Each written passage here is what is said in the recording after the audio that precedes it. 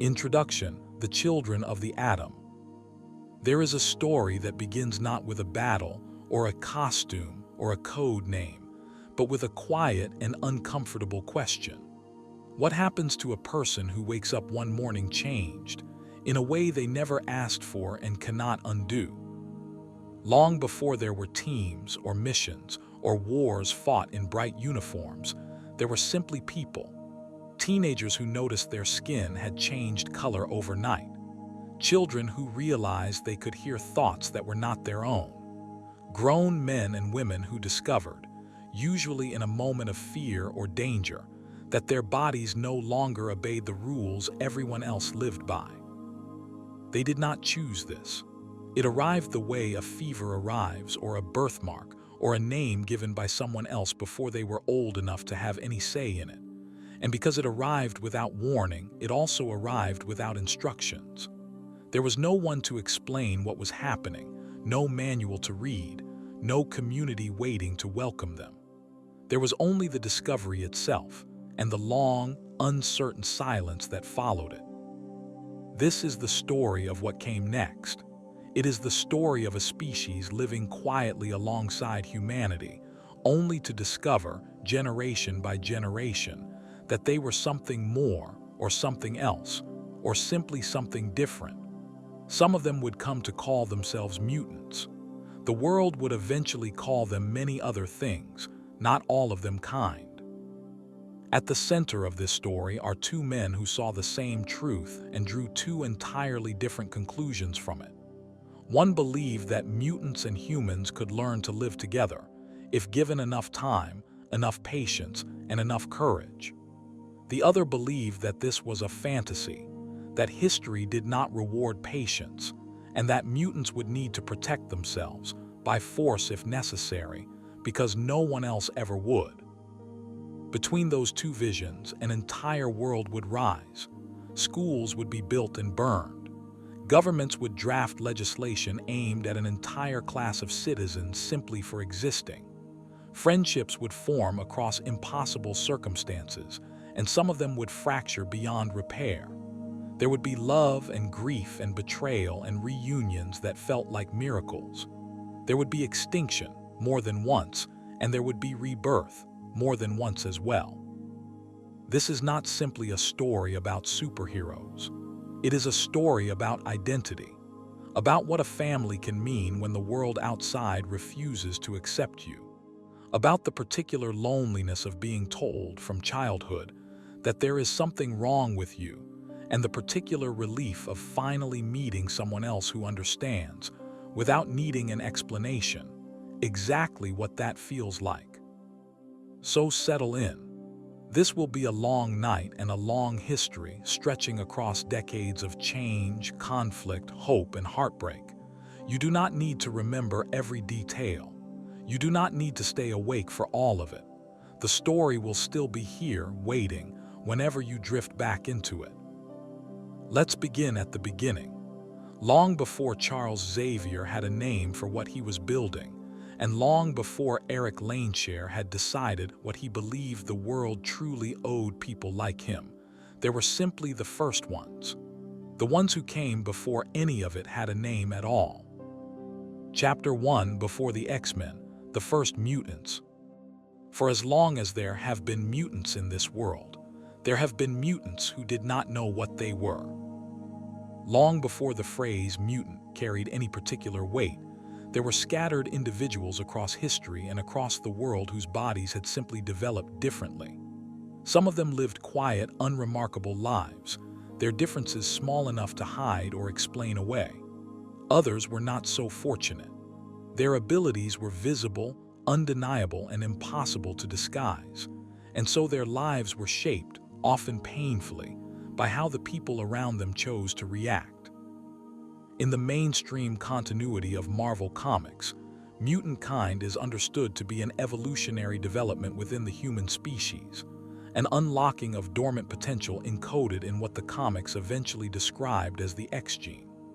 This was never something a person caught, or something inflicted upon them by an outside force, though later stories would occasionally complicate that idea. It was, In its earliest and simplest conception, a natural, biological next step, humanity's own children changed. Precisely why certain individuals possessed this potential and others did not was a question the comics would spend decades circling without ever fully answering, and wisely so. Some mutations announced themselves early, transforming a child's body before they had any chance to prepare for the reaction of their parents, their classmates, or their community. Others waited patiently in the background, sometimes for years, until a moment of stress, trauma, or emotional extremity triggered what the comics would come to call the mutant's first manifestation. For many of these early, scattered mutants, this manifestation was not a gift. It was a crisis. A teenager might suddenly find that their touch had become lethal. A child might wake to discover wings had grown across their back overnight, wings they could not hide beneath a winter coat forever. In a world with no context for any of this, no doctors trained to explain it, and no community built to receive them, these young mutants were often isolated long before anyone chose that isolation for them. Fear filled the silence where understanding should have been. Consider for a moment what that isolation actually felt like from the inside. A young person does not simply wake up one day and calmly decide they are a mutant. They wake up frightened, confused, and instinctively aware, even before anyone tells them so, that whatever has happened to their body is the kind of thing that changes how people look at you. Some hid their abilities for years, terrified of a parent's reaction, of a friend's recoil, of a community that had never given them any reason to expect kindness in return for honesty. Others could not hide at all, and so their childhoods became a long, exhausting negotiation between who they actually were and who the world demanded they pretend to be. It's worth pausing here, because this is where the emotional foundation of the entire X-Men mythology truly begins, long before costumes or team names enter the picture. Almost every mutant in this story, across every era, shares this same original wound. The discovery that you are fundamentally different from everyone you love, arriving usually in adolescence, usually without warning, and almost always followed by the anxious, private question of who, if anyone, is safe to tell. Some mutants in this history were discovered and taken in by cruel individuals who saw only a weapon to exploit. Men and women who recognized power before they recognized a person, and who trained young mutants not toward safety, but toward usefulness. Others were found by frightened families who, out of love or fear or some tangled combination of both, tried to hide what their children had become, sometimes for years, sometimes moving from town to town to avoid suspicious neighbors, sometimes simply pretending within the walls of their own home that nothing unusual had happened at all. And a small number were found by people who saw something else entirely. Not a threat and not a burden, but a possibility. Not a problem to be managed, but a person to be understood. It is worth noting that mutant abilities, even in this earliest era of scattered, unconnected lives, rarely resembled one another in any tidy or predictable way. One mutant's power might manifest as something quiet and almost invisible, a mind slightly more perceptive than it should be, a body slightly more resilient than ordinary injury would suggest. Another's might announce itself with total, undeniable transformation, skin turning to something like stone, or eyes losing their human shape entirely. This unpredictability made mutant kind, as a population, uniquely difficult for the wider world to categorize, and that very difficulty would go on to shape much of the fear and fascination mutants provoked for decades to come. There was no single story anyone could tell about what a mutant was, no single image to point to and warn against, and that absence of a clear category left plenty of room for imagination. Most of it, unfortunately, considerably less generous than the truth actually deserved. It was into this quiet, largely unrecognized undercurrent of human history that a young man named Charles Xavier was born, the son of a wealthy American family, and it was here that our story properly begins to take its first real shape. Chapter 2: Charles Xavier's Dream. Charles Xavier's mutant ability made itself known when he was still a child. He could hear the thoughts of the people around him, faintly at first, and then with growing clarity as he grew older, until eventually he was able to reach into a mind and know, with unsettling precision, exactly what someone else was thinking or feeling. It's worth noting here that many of the specific details of Xavier's early life have been revisited, expanded, and occasionally revised across the decades of Marvel Comics publication, as is common for characters with such a long history. Rather than treat every version as equally certain, this story will follow the broad, consistently used strokes of his history. A difficult, often lonely childhood in a wealthy but emotionally cold household, complicated by a strained relationship with a stepbrother, Cain Marko, who resented Charles deeply and would later become the villain known as the Juggernaut. That resentment, worth pausing on briefly, was not without its own understandable roots. Cain had grown up watching his own father favor young Charles, gentler and more academically gifted, over his own son, and Charles's quiet, unassuming telepathy only deepened Cain's sense that he could never quite compete on equal footing with a brother who seemed to understand everything happening around him without ever needing to ask. It was an early, painful lesson for Charles in a pattern that would recur throughout his life, that even the people closest to him sometimes resented the very ability he had never asked for and could not simply switch off. Cain's later transformation into the nearly unstoppable, magically empowered Juggernaut would place him among Xavier's most physically dangerous adversaries for decades, a grim, ironic echo of a sibling rivalry that had begun long before either of them had any inkling of the extraordinary lives ahead of them, in the hallways of an ordinary, unhappy childhood home.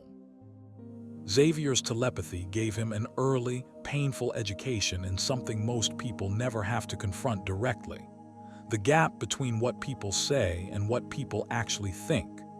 He grew up hearing the unfiltered, unguarded thoughts of everyone around him, including thoughts of jealousy, cruelty, and cowardice that people carefully hid behind polite conversation. Dinner table conversations became, for young Charles, a strange double performance, one spoken aloud and one running silently beneath it, and rarely did the two match. It would have been easy from that vantage point to grow bitter, to see humanity as fundamentally two-faced and self-interested, a species that said one thing and thought another as naturally as breathing. Instead, Xavier arrived at something more complicated and considerably harder to sustain. He came to believe that beneath the fear and the selfishness, most people were capable of empathy if they were only given a reason to access it. It was not a belief built on evidence alone. It was, in many ways, a belief he chose deliberately, again and again, because the alternative felt unbearable. As a young man, Xavier pursued an education in genetics, and it was through this academic path that he began to piece together the biological reality of what he was. He was not a fluke, or a curse, or a divine anomaly. He was part of something larger, an entire emerging population of people whose genes carried a similar potential. This realization did not frighten him. It excited him, because it meant he was not alone, and it meant that somewhere out there, other people like him were almost certainly struggling through the same confusion and isolation he had once felt as a boy, without even the comfort of knowing there was a name for what they were experiencing. It was also during his early adulthood that Xavier's path crossed with a man who would come to define, more than any other single relationship, the shape of his entire life's work. His name, at the time, was simply Eric. Later, the world would know him by another name entirely, Magneto. The specific circumstances of their first meeting have been told differently across different eras of the comics, and this story will not attempt to pretend there is only one true version. What has remained constant across nearly every retelling is the emotional core of the relationship. Two young mutants, each powerful in his own right, each searching for some kind of purpose, finding in the other a rare and precious thing. Someone who did not need convincing that mutants were real, because he was living proof of it himself.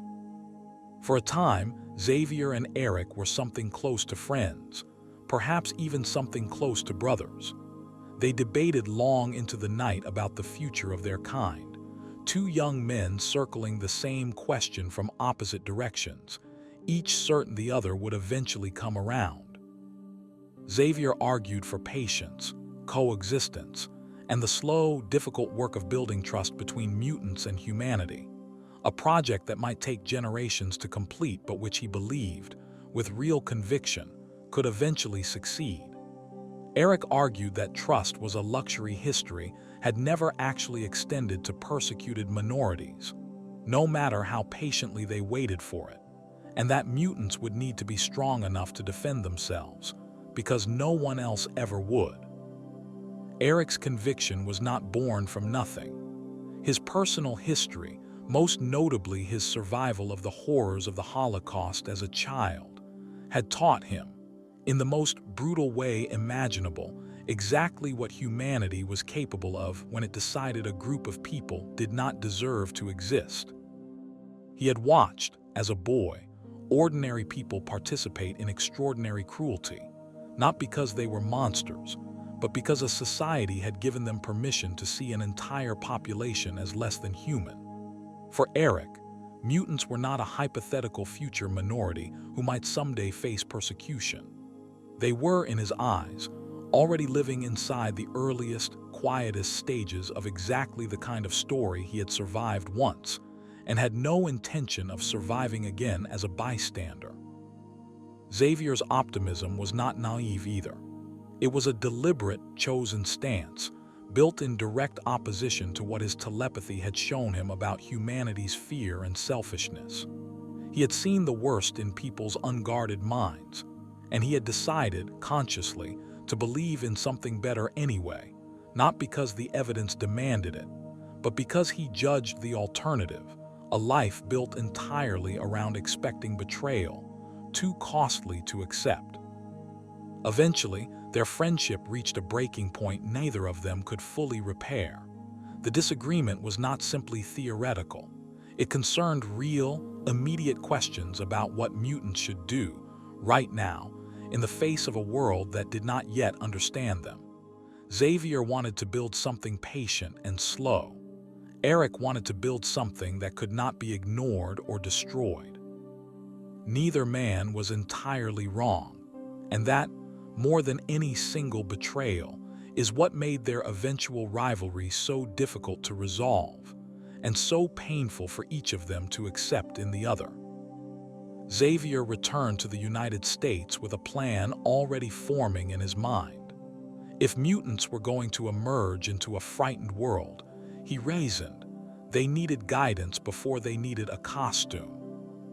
They needed a place to learn control over their abilities, safety while they were still vulnerable, and an education, in the fullest sense of that word, that included not just science and history, but the harder lessons of what it meant to live responsibly with extraordinary power, and what it meant to hold onto compassion even toward people who feared you. Using his family's considerable wealth, Xavier established a school on the grounds of his family estate in Westchester County, New York. Publicly, it was described as a school for gifted children, which was, in its own understated way, entirely true. Privately, it would become something far more significant, the first deliberate, organized attempt to prepare young mutants not just to survive in a hostile world, but to eventually help shape a better one. There is a particular detail worth lingering on here, because it says so much about the strange, doubled nature of Xavier's dream from its very beginning. The mansion he built his school inside was not chosen at random. It was his childhood home, the same cold, echoing house where he had first learned to survive his stepbrother's resentment and his own mother's emotional distance by retreating quietly into other people's thoughts rather than his own. In transforming that house into a school, Xavier was not simply building an institution. He was reclaiming a place that had once made him feel isolated and turning it, deliberately, into somewhere isolation could finally end for someone else. It is easy, looking back across so many decades of costumes and battles, to forget that the X-Men began as an act of very personal repair. One lonely man trying to build the childhood he wished he had once had, for children who needed it far more urgently than he ever let himself admit he once had. It is also worth remembering, before the school's doors properly opened, just how young and unprepared Xavier truly was for what he was about to attempt. He was not a trained teacher, and he was certainly not a trained parent, and the students who arrived at his door were not simply pupils to be instructed. They were frightened and often deeply lonely, and each of them, in their own way, was testing whether this strange, calm man in a wheelchair could actually be trusted with the thing that mattered most to them, the truth of who they really were.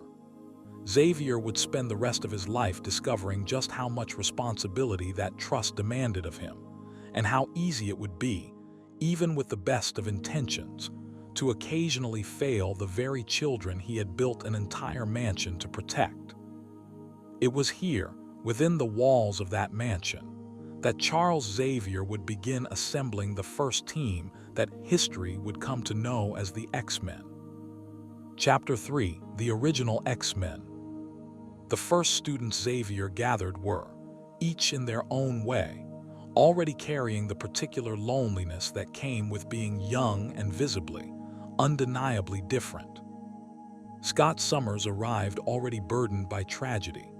As a young child, he and his brother Alex had survived a plane crash that killed their parents, a trauma that left him passed between foster homes and institutions, always slightly apart from the other children around him, always slightly guarded. That guardedness only deepened when the mutant ability inside him began manifesting, an uncontrollable optic blast that poured continuously from his eyes unless contained. For Scott, his mutation was not simply a difference. It was, quite literally, a danger he could never fully switch off, which meant he had spent years of his life learning to live behind a constant barrier, both physically, through the ruby quartz visor Xavier eventually designed for him, and emotionally, through a discipline and reserve that would come to define his entire personality. He learned early that control was not optional for him the way it might be for someone else. It was the only thing standing between himself and genuinely hurting the people he cared about, and that lesson shaped him into someone who found it far easier to lead than to relax, far easier to plan than to simply feel.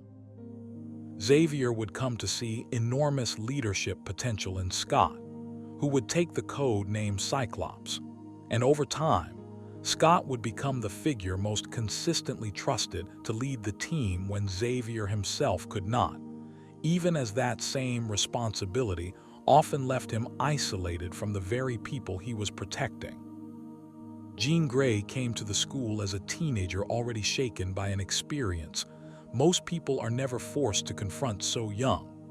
She had witnessed the death of a close childhood friend, struck by a car outside her own home, and in the emotional chaos of that moment, her latent telepathic ability had violently awakened, briefly connecting her, involuntarily, to her dying friend's final thoughts and fading consciousness. It was an overwhelming, traumatic first encounter with her own power, one that left her, for a period afterward, emotionally shattered and unable to control the psychic impressions constantly flooding in from everyone around her. It was Xavier himself who found her during this crisis and offered the thing she needed most urgently. Not simply training, but relief, a way to build walls around a mind that had been thrown open without her consent. Under his guidance, Jean learned to control both her telepathy and a second, more physically dramatic ability, telekinesis, and took the code name Marvel Girl. Her story, more than perhaps any other original X-Man, would eventually grow into one of the most significant and tragic arcs in the entire mythology, though that reckoning was still years away. And in these early days, she was simply a bright, earnest teenager, still learning how much of what she felt from other people's minds was actually meant for her to carry. Hank McCoy arrived self-conscious about a body that had begun changing in ways he could not disguise, his hands and feet growing larger, more powerful, distinctly animalistic, forcing him to wear oversized shoes and gloves through much of his adolescence simply to avoid drawing attention. Brilliant, articulate, and quietly wounded by how visibly different his mutation had made him, Hank found in the school not just a home, but a laboratory, a place where his considerable scientific mind could be put toward genuine purpose rather than simply toward hiding what he was.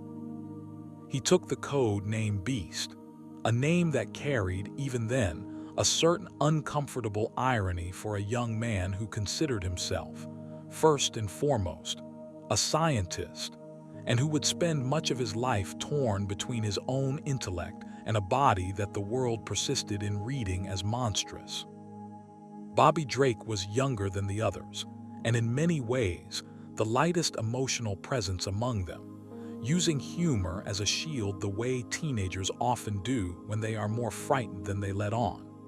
His mutation allowed him to generate and control ice, transforming his own body into a living construct of frost. He took the code name Iceman, and while his youth and jokes sometimes made him seem less serious than his teammates, that impression would prove, again and again over the following decades, to badly underestimate both his power and the quiet insecurity that his humor was so often covering for. Warren Worthington III came from extraordinary wealth, a fact that set him apart from his teammates in ways that occasionally created friction. But his mutation had made him an outsider in his own gilded world in a way his money could never fix. Large, feathered wings had grown from his back during adolescence, and no amount of privilege could hide something so visible or explain it away to a society that expected him to be ordinary, well-behaved, and unremarkable in exactly the ways his family's social standing demanded. He took the code name Angel, and though his story would eventually take darker and more complicated turns in later decades, in these earliest years, he was simply a young man learning to fly, quite literally, for the first time in his life, and discovering at the mansion a rare freedom from the pretending his home life had always required of him. Together, these 5 teenagers became the first X-Men, a name Xavier chose deliberately, referring to the extra factor, the X gene that had made them who they were. Xavier trained them not merely in the use of their powers, but in restraint, ethics, and teamwork, aware always that a group of young people with extraordinary abilities and very little life experience could become something dangerous if that power was not paired with genuine wisdom. He pushed them hard, not out of cruelty, but out of a very real fear of what might happen if any one of them lost control at the wrong moment, in the wrong place, in front of the wrong audience. Their earliest conflicts in these formative years frequently and pointedly involved Xavier's former friend, now his ideological opposite. Eric, who had by this point fully adopted the name Magneto, had reached his own conclusion about how mutants should meet a hostile world, and it was not Xavier's conclusion. Where Xavier saw children who needed protection and education, Magneto saw soldiers being wasted on patients the world had never once extended to people like them. And every early confrontation between the two men carried, underneath its immediate stakes, the unmistakable weight of an old friendship neither of them had fully let go of. The stage was set then, not simply for a series of battles, but for a much longer argument, one that would continue, in one form or another, for decades to come. It was an argument about fear versus hope, about self-defense versus diplomacy, and about what exactly two men who had once called each other brother owed to the extraordinary and vulnerable people who would follow either of them. Life at the mansion in these earliest years was not simply a sequence of battles and training exercises. It was, underneath all of that, a genuine attempt at family, however unconventional the shape of it turned out to be. Meals were eaten together. Lessons in history and ethics were taught alongside lessons in controlling a psychic blast or reigning in an optic beam. Xavier insisted, often to the quiet exasperation of his more battle-eager students, that understanding why they fought mattered every bit as much as learning how, and it was in these small, undramatic moments, rather than in any single confrontation with Magneto, that the deeper bonds between Scott, Jean, Hank, Bobby, and Warren were actually built. They teased each other. They resented each other occasionally, the way siblings do. And slowly, without any of them quite noticing when it happened, they became one another's closest confidants in a world that had given each of them very few people they could be fully honest with before arriving at Xavier's door. That sense of found family would prove, again and again across the decades that followed, to be the single most durable thing this story ever built. Powers changed. Costumes changed. Team rosters changed almost constantly. But the basic architecture Xavier established in those first years, 5 frightened teenagers slowly discovering that they did not have to carry their difference alone anymore, would remain the emotional foundation underneath every single incarnation of the X-Men that followed. Training itself in these early years was as much about restraint as it was about strength. Xavier designed exercises meant to teach his students the difference between using their powers and being used by them, a distinction that mattered enormously for a group of teenagers whose bodies had each, in their own way, been transformed into something capable of real harm. Scott practiced holding his blast to the barest possible fraction of its full force, learning inch by inch how much control his own body could actually offer him if he trusted it. Jean learned to build quiet, deliberate walls in her own mind, strong enough to keep other people's unwanted thoughts from flooding in uninvited, but permeable enough that she never lost the empathy that made her telepathy meaningful in the first place. It was slow, unglamorous work, very little of it resembling the dramatic battles that would eventually define the team's public reputation. But it was this quiet discipline, more than any single victory, that Xavier considered the true measure of whether his school was succeeding. Chapter 4: Magneto and the Brotherhood. While Xavier built his school quietly in Westchester, Eric Laneshare was building something very different, and building it in the open. He called it, at least in the language the world would eventually use, the Brotherhood of Evil Mutants, though it is worth pausing on that name for a moment, because it says more about how the world chose to see Magneto than it says about how he saw himself. Magneto did not consider himself evil. He considered himself a realist, a man who had looked honestly at human history and concluded that mutants would need to seize power and security for themselves, because history rarely, if ever, granted it to the powerless simply because they asked politely. He had asked politely once, in his own way as a child, and the world's answer had been a concentration camp. His first recruits were, in their own ways, as displaced and misunderstood as Xavier's students, though considerably less patient. Mastermind, a mutant capable of generating powerful illusions, brought a certain theatrical cunning to the group, a talent for deception that Magneto valued even as he never fully trusted the man wielding it. The Toad, whose enormous leaping ability and prehensile tongue made him physically formidable even as the world mocked his appearance and treated him as little more than a joke, found in Magneto something rare. A leader who did not treat him with contempt, even if that leader's respect was often conditional and difficult to earn. Two of the most significant recruits, siblings named Pietro and Wanda Maximoff, would go on to have consequences for this story that stretched decades beyond their earliest appearances alongside Magneto. Pietro possessed extraordinary speed and would become known as Quicksilver, restless and quick-tempered in a way that mirrored the velocity of his own power. Wanda possessed a raw, barely understood ability to bend probability itself, small, unlikely accidents occurring around her at will, and she took the name the Scarlet Witch. The siblings had grown up as outcasts in Eastern Europe, feared and hunted for what they were, moved from village to village by parents desperate to keep them safe. And when Magneto offered them protection and purpose, however dangerous that purpose eventually proved to be, it was not a difficult offer for two frightened, powerful teenagers to accept.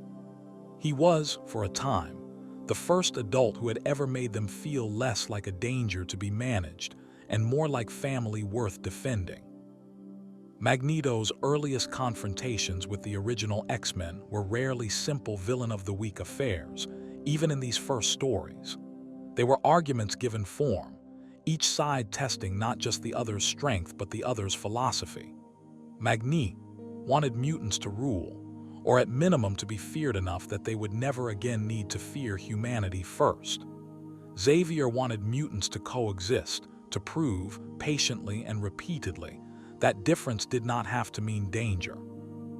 Every battle between the two men's followers carried this same undertone. Young people, still learning who they were, being asked to fight, and sometimes bleed, for a philosophical argument their elders had never managed to resolve between themselves. What made their rivalry endure, rather than simply resolve into one side clearly winning, was that neither man was entirely a hypocrite. Magneto's fear of persecution was not paranoia. It was memory, forged in the actual historical horror of the Holocaust, which he had survived as a child, watching firsthand what ordinary people were capable of when convinced that an entire group of human beings did not deserve to exist. Xavier's hope was not naivety either. It was a conscious act of will, chosen in direct defiance of the darker thoughts his telepathy exposed him to every single day.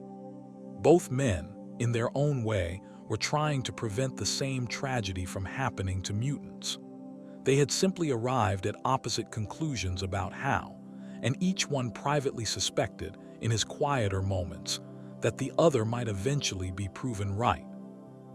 Over these early years, the original X-Men clashed with Magneto and his Brotherhood again and again, and while the X-Men typically prevailed, Magneto was never so easily dismissed as a villain who simply lost and retreated.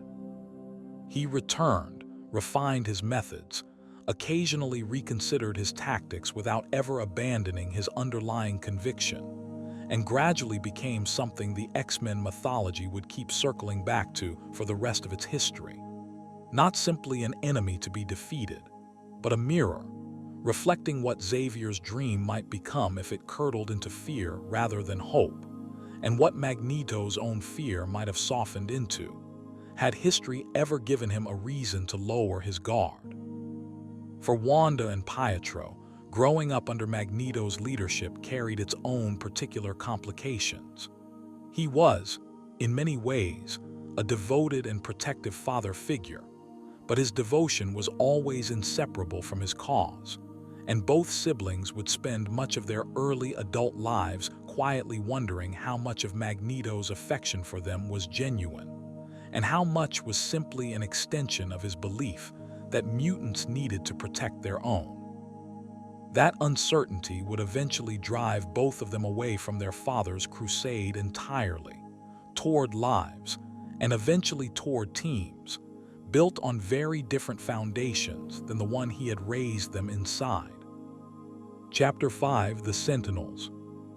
If Magneto represented the danger mutants might pose to a fearful world, the Sentinels represented, with chilling clarity, exactly what a fearful world was willing to build in response. The Sentinels were the creation of Bolivar Trask, a scientist who had become convinced, through his own research, that mutants represented an existential threat to ordinary humanity, one that could not be reasoned with or negotiated with, but only contained or eliminated. Trask was not, in his own understanding of himself, a villain. He believed, with genuine and sincere conviction, that he was protecting his species from a coming replacement, and it was precisely that sincerity, rather than any cartoonish cruelty, that made his creation so dangerous. His solution was to design a series of massive, artificially intelligent robots, programmed with a single overriding purpose: to identify mutants and neutralize them, by whatever means the machines judged necessary. Trask had first presented his warnings publicly, in televised debates and lecture halls, framing his concerns in the measured, reasonable language of a concerned scientist rather than a zealot, which made his message considerably more persuasive to an anxious public than a more obviously hateful rhetoric might have been. It was Xavier himself, appearing at times in these same public forums under his own identity as a respected geneticist, who argued directly against Trask's growing platform, the two men's public disagreement serving as an early, unusually direct preview of the far larger war between fear and hope that would come to define so much of mutant history still ahead. There is a particular, quiet horror in the concept of the Sentinels that separates them from many of the other threats the X-Men would face over the years. Magneto, however dangerous, was still a person, capable of doubt, memory, and occasionally even reconsideration. The Sentinels had none of that. They were built expressly to see an entire category of human beings as a problem to be solved, and once activated, they pursued that mission with total, mechanical indifference to the individual lives caught within it. A Sentinel did not hate mutants. It simply calculated them, sorted them, and acted, and that absence of malice, oddly, made the threat feel colder rather than gentler. Trask's creations, in a development that would prove almost unbearably ironic, quickly grew beyond his ability to control them. The Sentinels' programming, designed to identify and neutralize threats to humanity with maximum efficiency, eventually concluded that the greatest threat to humanity's future was not mutants at all, but the very humans who might one day create even more mutants, or who stood in the way of the Sentinels' single-minded mission. Trask found himself, in a moment of horrified clarity, confronted by his own machines turning their calculations against the species he had built them to protect. It was Xavier's original X-Men who first intervened to stop this initial Sentinel threat, and Bolivar Trask himself would not survive the encounter with the machines he had built, a death that offered no triumphant lesson, only a quiet, unresolved tragedy about the particular danger of building weapons out of fear and trusting them to stay obedient. It should have ended there, as a cautionary story about the dangers of building weapons out of fear. It did not. The Sentinels would return, again and again, across the decades of this story, in updated forms, funded by different governments and different private interests, each new generation more sophisticated and more dangerous than the last. They would come to represent, more than perhaps any single villain, the recurring, institutional dimension of anti-mutant hostility. Not simply individual bigots or rogue scientists, but governments and organizations willing to authorize the mass production of machines built for one purpose alone. For the X-Men, the Sentinels also served as an early, sobering lesson about the limits of individual heroism. You could defeat a person, reason with a person, even eventually befriend a person who had once been an enemy. A machine built by an institution, funded by fear, and designed to be endlessly rebuilt, was a very different kind of enemy, one that no single victory could ever fully put to rest, and one that would keep returning generation after generation, precisely because the fear that built it never fully went away either. For the young X-Men who fought that first generation of Sentinels, the experience left a mark that went beyond the physical danger of the battle itself. They had grown used, by this point, to Magneto's brand of opposition, an opponent who could be argued with, appealed to, occasionally even reasoned into a temporary truce. The Sentinels offered none of that. There was no version of the conversation where a Sentinel might be persuaded to see them as people rather than targets, and that absence of any possible common ground introduced a colder, more clinical kind of fear into the team's understanding of what being a mutant in this world might eventually require them to survive. It was one thing to be hated. It was another thing entirely to be calculated, sorted, and marked for removal by something that felt nothing at all while doing it. Xavier, watching his students process this new category of threat, understood immediately what was at stake beyond the immediate danger. If his students began to believe that machines like the Sentinels represented humanity's true, hidden intention toward mutants, Magneto's argument would begin to look less like paranoia and more like simple realism. Xavier's dream depended, in part, on his students being able to distinguish between the fear that had built the Sentinels and the broader capacity for empathy he still believed existed in most people. A distinction that would grow harder and harder to hold onto convincingly every time the Sentinels returned. Chapter 6: The Coming of the New X-Men. For a time after these early conflicts, the X-Men's adventures continued in a similar shape. Xavier's students, growing gradually more skilled and more confident, facing threats that ranged from other mutants to alien incursions to occasional government suspicion. But by the mid-1970s, the original team had begun to feel, even within the story itself, somewhat exhausted. Their numbers were small, their world was expanding faster than 5 heroes could reasonably cover, and Xavier, ever the strategist, recognized that his dream needed more than one small group of Westchester teenagers if it was ever going to mean anything on a global scale. The moment that would change the shape of the entire X-Men mythology arrived when the original team, while investigating a mysterious living island called Krakoa, a landmass that was itself a single enormous mutant organism, was captured and effectively absorbed by the island's strange biology. Xavier, unable to rescue them alone, made a decision that would define the franchise for the rest of its history. He would recruit an entirely new team, drawn not just from America, but from around the world to save the old one. This new team was unlike anything Xavier had assembled before, precisely because of how international and how different from one another its members were. Storm, a mutant capable of controlling the weather itself, had grown up as a thief on the streets of Cairo after being orphaned young, surviving on instinct and cunning long before her powers ever manifested, and had eventually traveled south into Africa, where a community in Kenya came to revere her as something between a guardian and a goddess, after witnessing what her control over wind and rain could do. She brought to the team a serene, almost spiritual authority, shaped by years of having to be strong for people who depended on her. And that authority would eventually make her one of the most significant leaders in the team's history.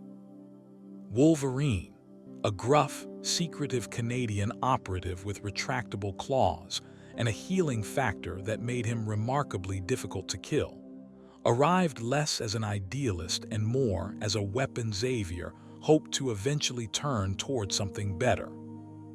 Wolverine's past, at this point in the story, was largely a mystery even to himself.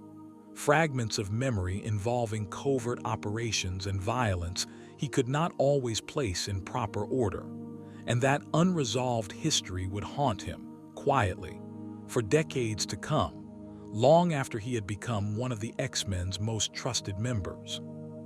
Colossus, a gentle Russian farmer's son capable of transforming his entire body into organic steel, brought a quiet humility that stood in deliberate contrast to his overwhelming physical power.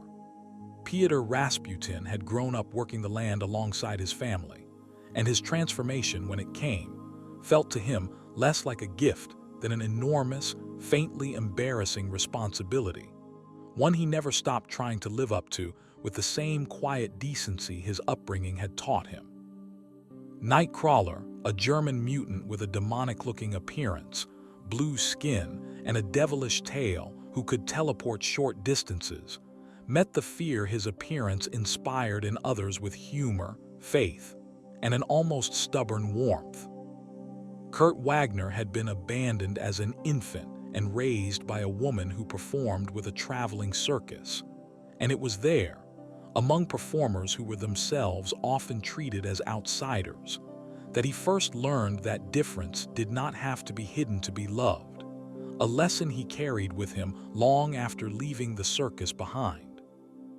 Banshee, an Irish mutant whose sonic scream could shatter concrete, and two others, Sunfire and Thunderbird, rounded out this first international incarnation, though both would depart the team in very different ways within its earliest adventures, Thunderbird's departure in particular arriving through a sacrifice that underscored, early and clearly, just how real the danger of this new chapter would be.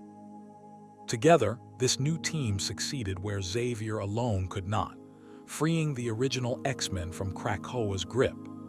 But rather than disbanding once the mission was complete, Xavier made the decision to keep this new, international team together permanently, while most of the original 5 stepped back from active duty, at least for a time, to pursue their own lives beyond the mansion's walls. The cost of that first rescue mission was not abstract. Thunderbird, the proud, headstrong Apache mutant who had joined this new team with something to prove, died during the very same mission that freed the original X-Men, throwing himself into a final, decisive act of physical courage rather than retreat when retreat might have kept him alive. His death, arriving so early in this new team's history, served as an immediate, sobering reminder to his surviving teammates that this incarnation of the X-Men would carry real, permanent stakes from its very first mission onward, a lesson none of them would ever be permitted to forget for long across the decades that followed. This moment, often referred to informally as Second Genesis, was more than a simple cast change. It transformed the X-Men from a small, somewhat provincial American team into something far larger in scope and ambition, a genuinely global cross-section of mutant kind, drawn from wildly different cultures, histories, and personal traumas, united by the one experience they all shared regardless of where they had been born. The experience of discovering, usually young, usually alone, that they were fundamentally different from everyone around them, and the relief, however hard one, of finally finding others who understood exactly what that felt like without needing it explained. It was this new team, forged from rescue and reinvention, that would carry the X-Men mythology into its most transformative and, in many ways, its most emotionally significant era. The adjustment was not seamless. Cyclops, newly returned to leadership after the trauma of losing so many of his oldest friends to Krakoa's grip, found himself now responsible for an entirely unfamiliar group of adults, many of them older and more experienced in actual combat than he was, each carrying histories he barely understood and each testing, in the earliest missions, whether this quiet young American truly deserved their trust. Storm and Cyclops in particular would spend the following years negotiating, sometimes uneasily, exactly how leadership should be shared between them, a negotiation that ultimately produced one of the more thoughtful and mutually respectful command partnerships in the team's history, though it took real friction to arrive there. Xavier, for his part, watched this new, wider team take shape with a particular kind of quiet vindication. If mutants from Kenya, Germany, Ireland, and Russia could find in each other the same instant, wordless recognition his first 5 American students had once found in that Westchester mansion, then perhaps his dream really was as universal as he had always hoped, rather than simply a comforting story he told himself about people who happened to remind him of his own loneliness. It would not be the last time this story asked whether Xavier's optimism was wisdom or simply hope dressed up convincingly enough to pass for it. But for now, in this new team's earliest, most hopeful days, the answer seemed, however cautiously, to lean toward wisdom. Chapter 7: The Dark Phoenix. Of everything that would happen to the X-Men across their long history, few events would echo as loudly, or as painfully, as what happened to Jean Grey during a routine mission that was never meant to be routine at all. By this point, Jean had grown from the frightened teenager who first arrived at Xavier's school into one of the team's most capable and grounded members. Her telepathy and telekinesis both matured under years of careful discipline. She had also, over that same span of years, fallen deeply in love with Scott Summers, a relationship built less on dramatic declarations than on the quiet, hard-won trust of 2 people who had each spent their adolescence learning to control something dangerous inside themselves, and who had found in each other someone who did not need that danger explained. It was during a mission requiring the X-Men to pilot a shuttle back through Earth's atmosphere, a task Jean insisted on handling herself despite the obvious danger, that she was exposed to a massive burst of solar radiation that should have killed her outright. Her teammates watched, helpless, as the shuttle's shielding failed and radiation flooded the cabin around her, and for a long, terrible moment they believed they were witnessing her death. Instead, in a moment none of the X-Men fully understood at the time, she was saved and transformed by an ancient, nearly incomprehensible cosmic force known as the Phoenix, an entity of creation and destruction that had existed, in one form or another, since the beginning of the universe. Jean returned to Earth alive, but she did not return unchanged. She had become, for reasons even she could not entirely explain, something far greater than the telepath and telekinetic her friends had known, and the shift did not announce itself gently. It arrived as a sudden, disorienting surge of power that Jean herself struggled to understand, let alone control. For a time, this new power seemed like a gift, if an overwhelming one. Jean struggled to understand the sheer scale of what she now carried inside her, aware that her new abilities dwarfed almost anything the X-Men had previously encountered, and aware too that the people who loved her, Scott especially, were watching her with a mixture of pride and quiet, unspoken fear. It was during this period of vulnerability, when Jean was already stretched thin trying to reconcile who she had been with whatever she was becoming, that the Hellfire Club, a secret society of wealthy, powerful mutants operating behind the respectable face of an exclusive social club targeted her specifically. The Hellfire Club itself deserves a moment's attention, as it would go on to shape mutant history for decades beyond this single tragedy. Led by the ruthless, aristocratic Sebastian Shaw, and staffed by mutants who believed firmly in using wealth, influence, and quiet manipulation rather than open confrontation, the club represented yet another distinct philosophy about how mutants ought to move through the world. Neither Xavier's hopeful patience nor Magneto's open warfare, but a colder, more calculating pragmatism that treated power as something to be accumulated discreetly rather than displayed. Among its most prominent members was Emma Frost, at this point in the story still a committed adversary of the X-Men, brilliant and diamond-hard in more ways than one, who would not become an ally of Xavier's dream until many years, and many hard lessons later. Using the illusion-casting mutant Jason Wingard, known as Mastermind, the Hellfire Club manipulated Jean's mind over an extended period, gradually convincing her, through carefully constructed false memories, that she was someone else entirely, a ruthless, seductive figure from a fictional past life, the Black Queen.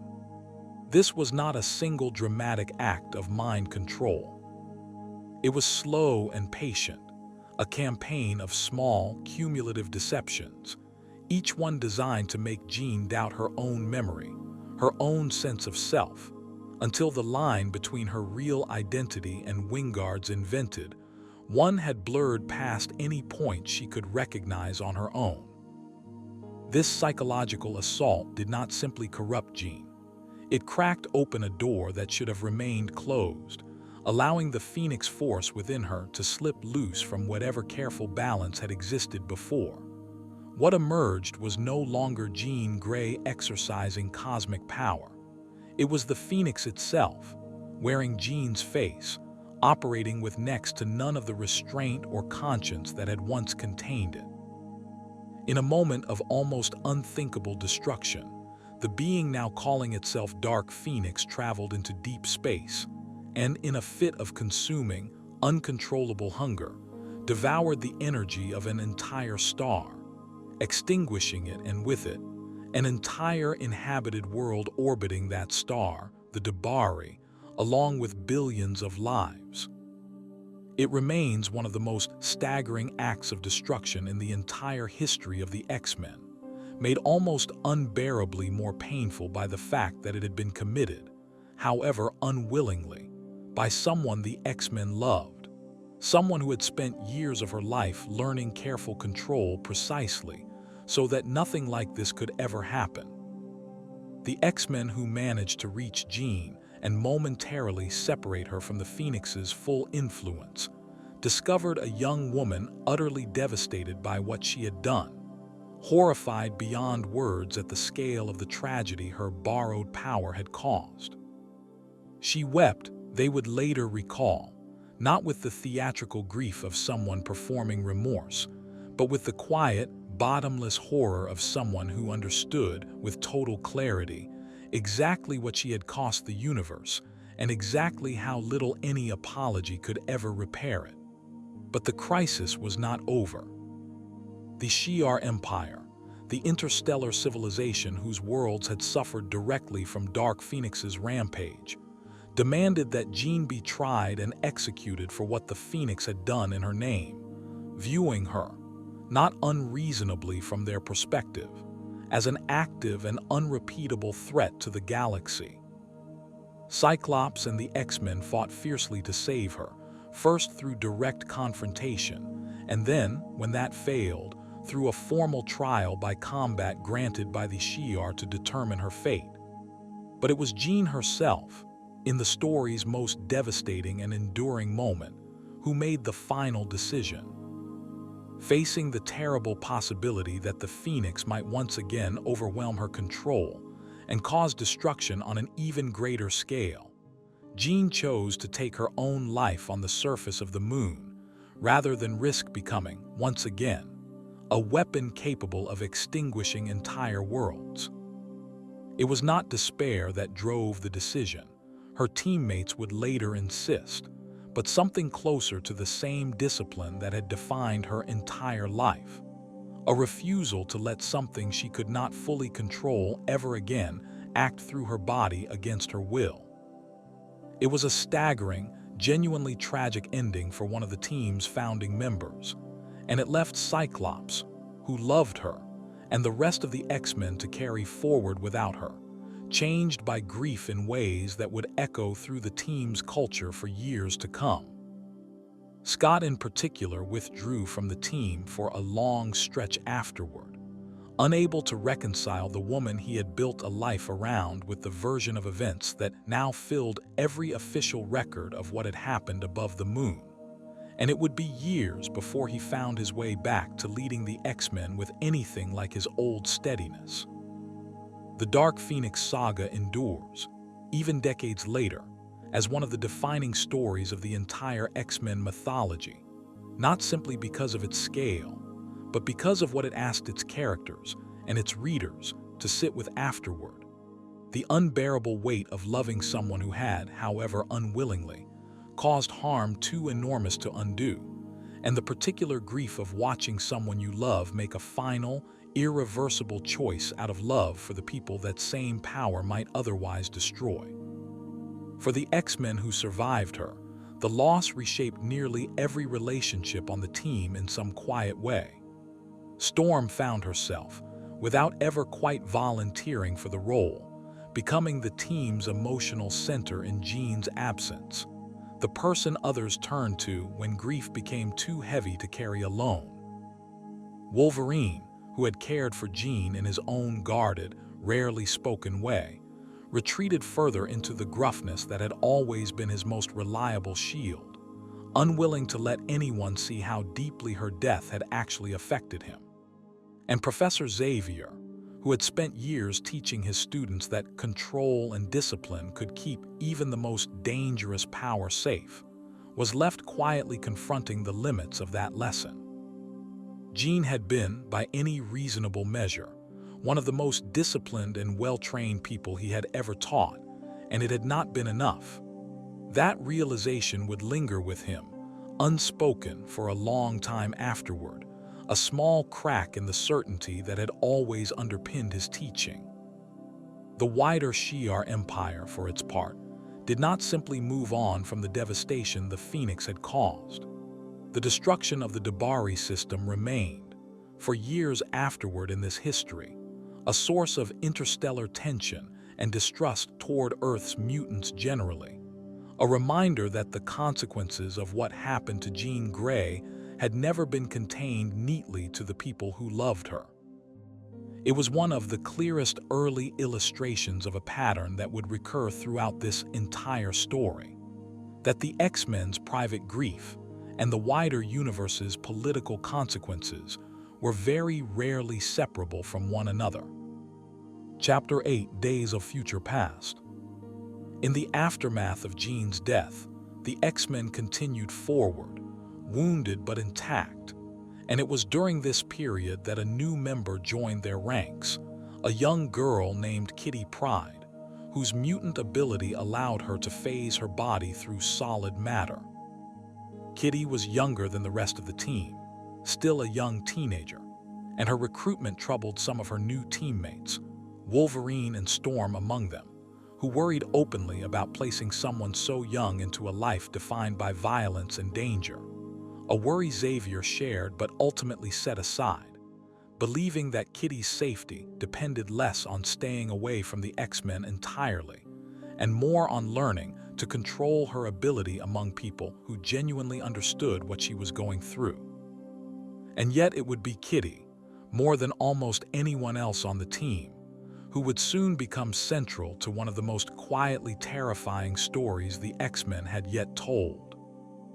The vision arrived without warning, delivered through the mind of a woman named Rachel Summers, a mutant from a devastated future timeline who managed to project her own consciousness backward through time into Kitty's body in the present. What Rachel showed the X-Men through Kitty was a version of the year 2013 almost too grim to fully absorb.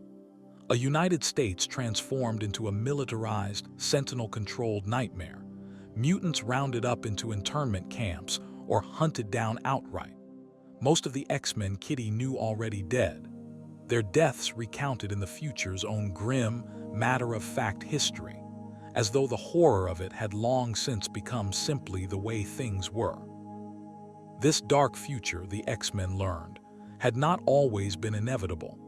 It had begun with a single act of political violence, the assassination of a prominent anti-mutant senator named Robert Kelly, an act blamed on mutants and used in the aftermath to justify sweeping legislation that placed mutant registration and eventually mutant internment into full, unopposed law.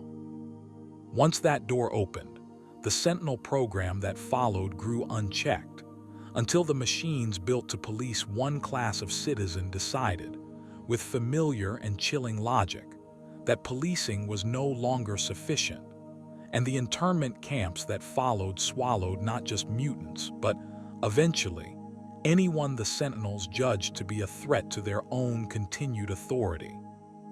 To prevent this future from ever coming to pass, Kitty's mind, sent backward through time by the same method Rachel had used, needed to convince the X-Men of the present that the threat was real, and stop the senator's assassination before it happened, without ever revealing the full details of the future she carried with her, for fear that speaking it aloud might make it more likely to occur rather than less. It was an agonizing position for a teenager to be placed in, carrying the full weight of a future catastrophe inside her own memory, while being asked, simultaneously, to keep most of it secret even from the people she was trying to save. The X-Men of this era succeeded in averting the senator's death, at least for that particular timeline's branching point, and the story closed, characteristically, without any triumphant celebration. It closed instead with a quiet, unsettling uncertainty, the knowledge that the future they had glimpsed had not been erased so much as narrowly avoided, at least this once, and that the fear driving humanity toward that outcome had not gone anywhere at all. It remained, patiently, in the background of the story, waiting for its next opportunity. Days of Future Past would go on to become one of the most influential stories the X-Men ever told, its imagery and its central warning echoed and revisited so often across later comics, and eventually across films, that it became almost inseparable from the franchise's identity. But its power, in its original telling, came from something simpler than spectacle. It came from the particular, quiet horror of watching a story's characters glimpse exactly how their own fears and hesitations, left unaddressed, might one day destroy everyone they loved, and the sober, lingering awareness that averting one bad future did not mean the deeper causes behind it had actually been resolved.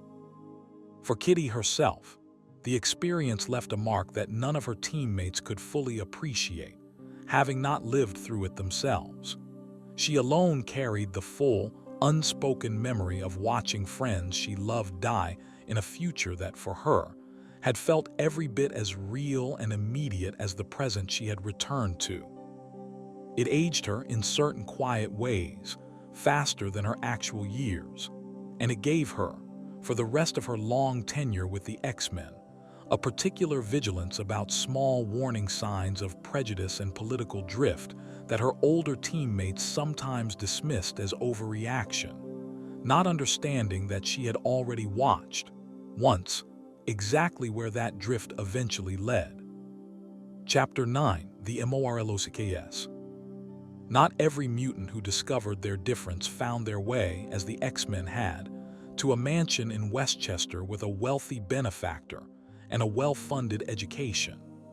Beneath the streets of New York City, in the forgotten network of tunnels and abandoned subway infrastructure that ran under the city, a very different community of mutants had quietly formed, one built not around hope, but around necessity. It is worth imagining, for a moment, what it must have taken for so many individual people to end up in the same dark, forgotten place, each of them arriving there by a slightly different road.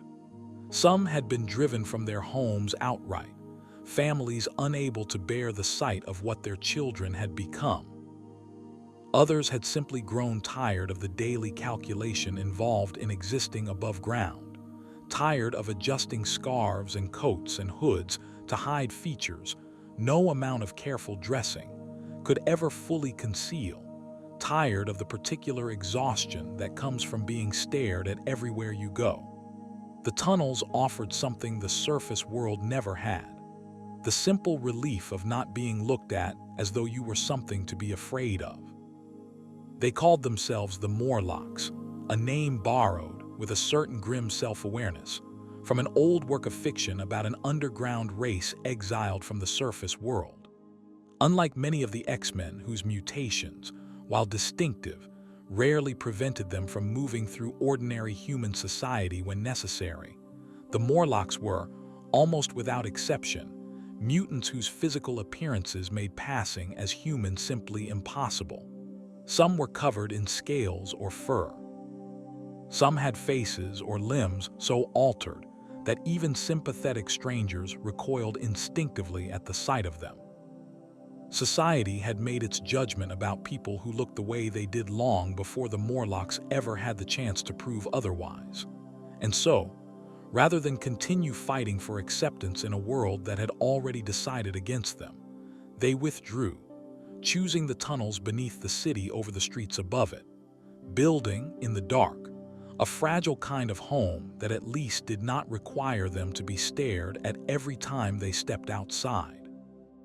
Their leader, a fierce and pragmatic mutant named Callisto, ran the Morlock community less like a family and more like a fortress, aware that survival, for people who looked the way her people did, required toughness the X-Men rarely needed to display in quite the same way.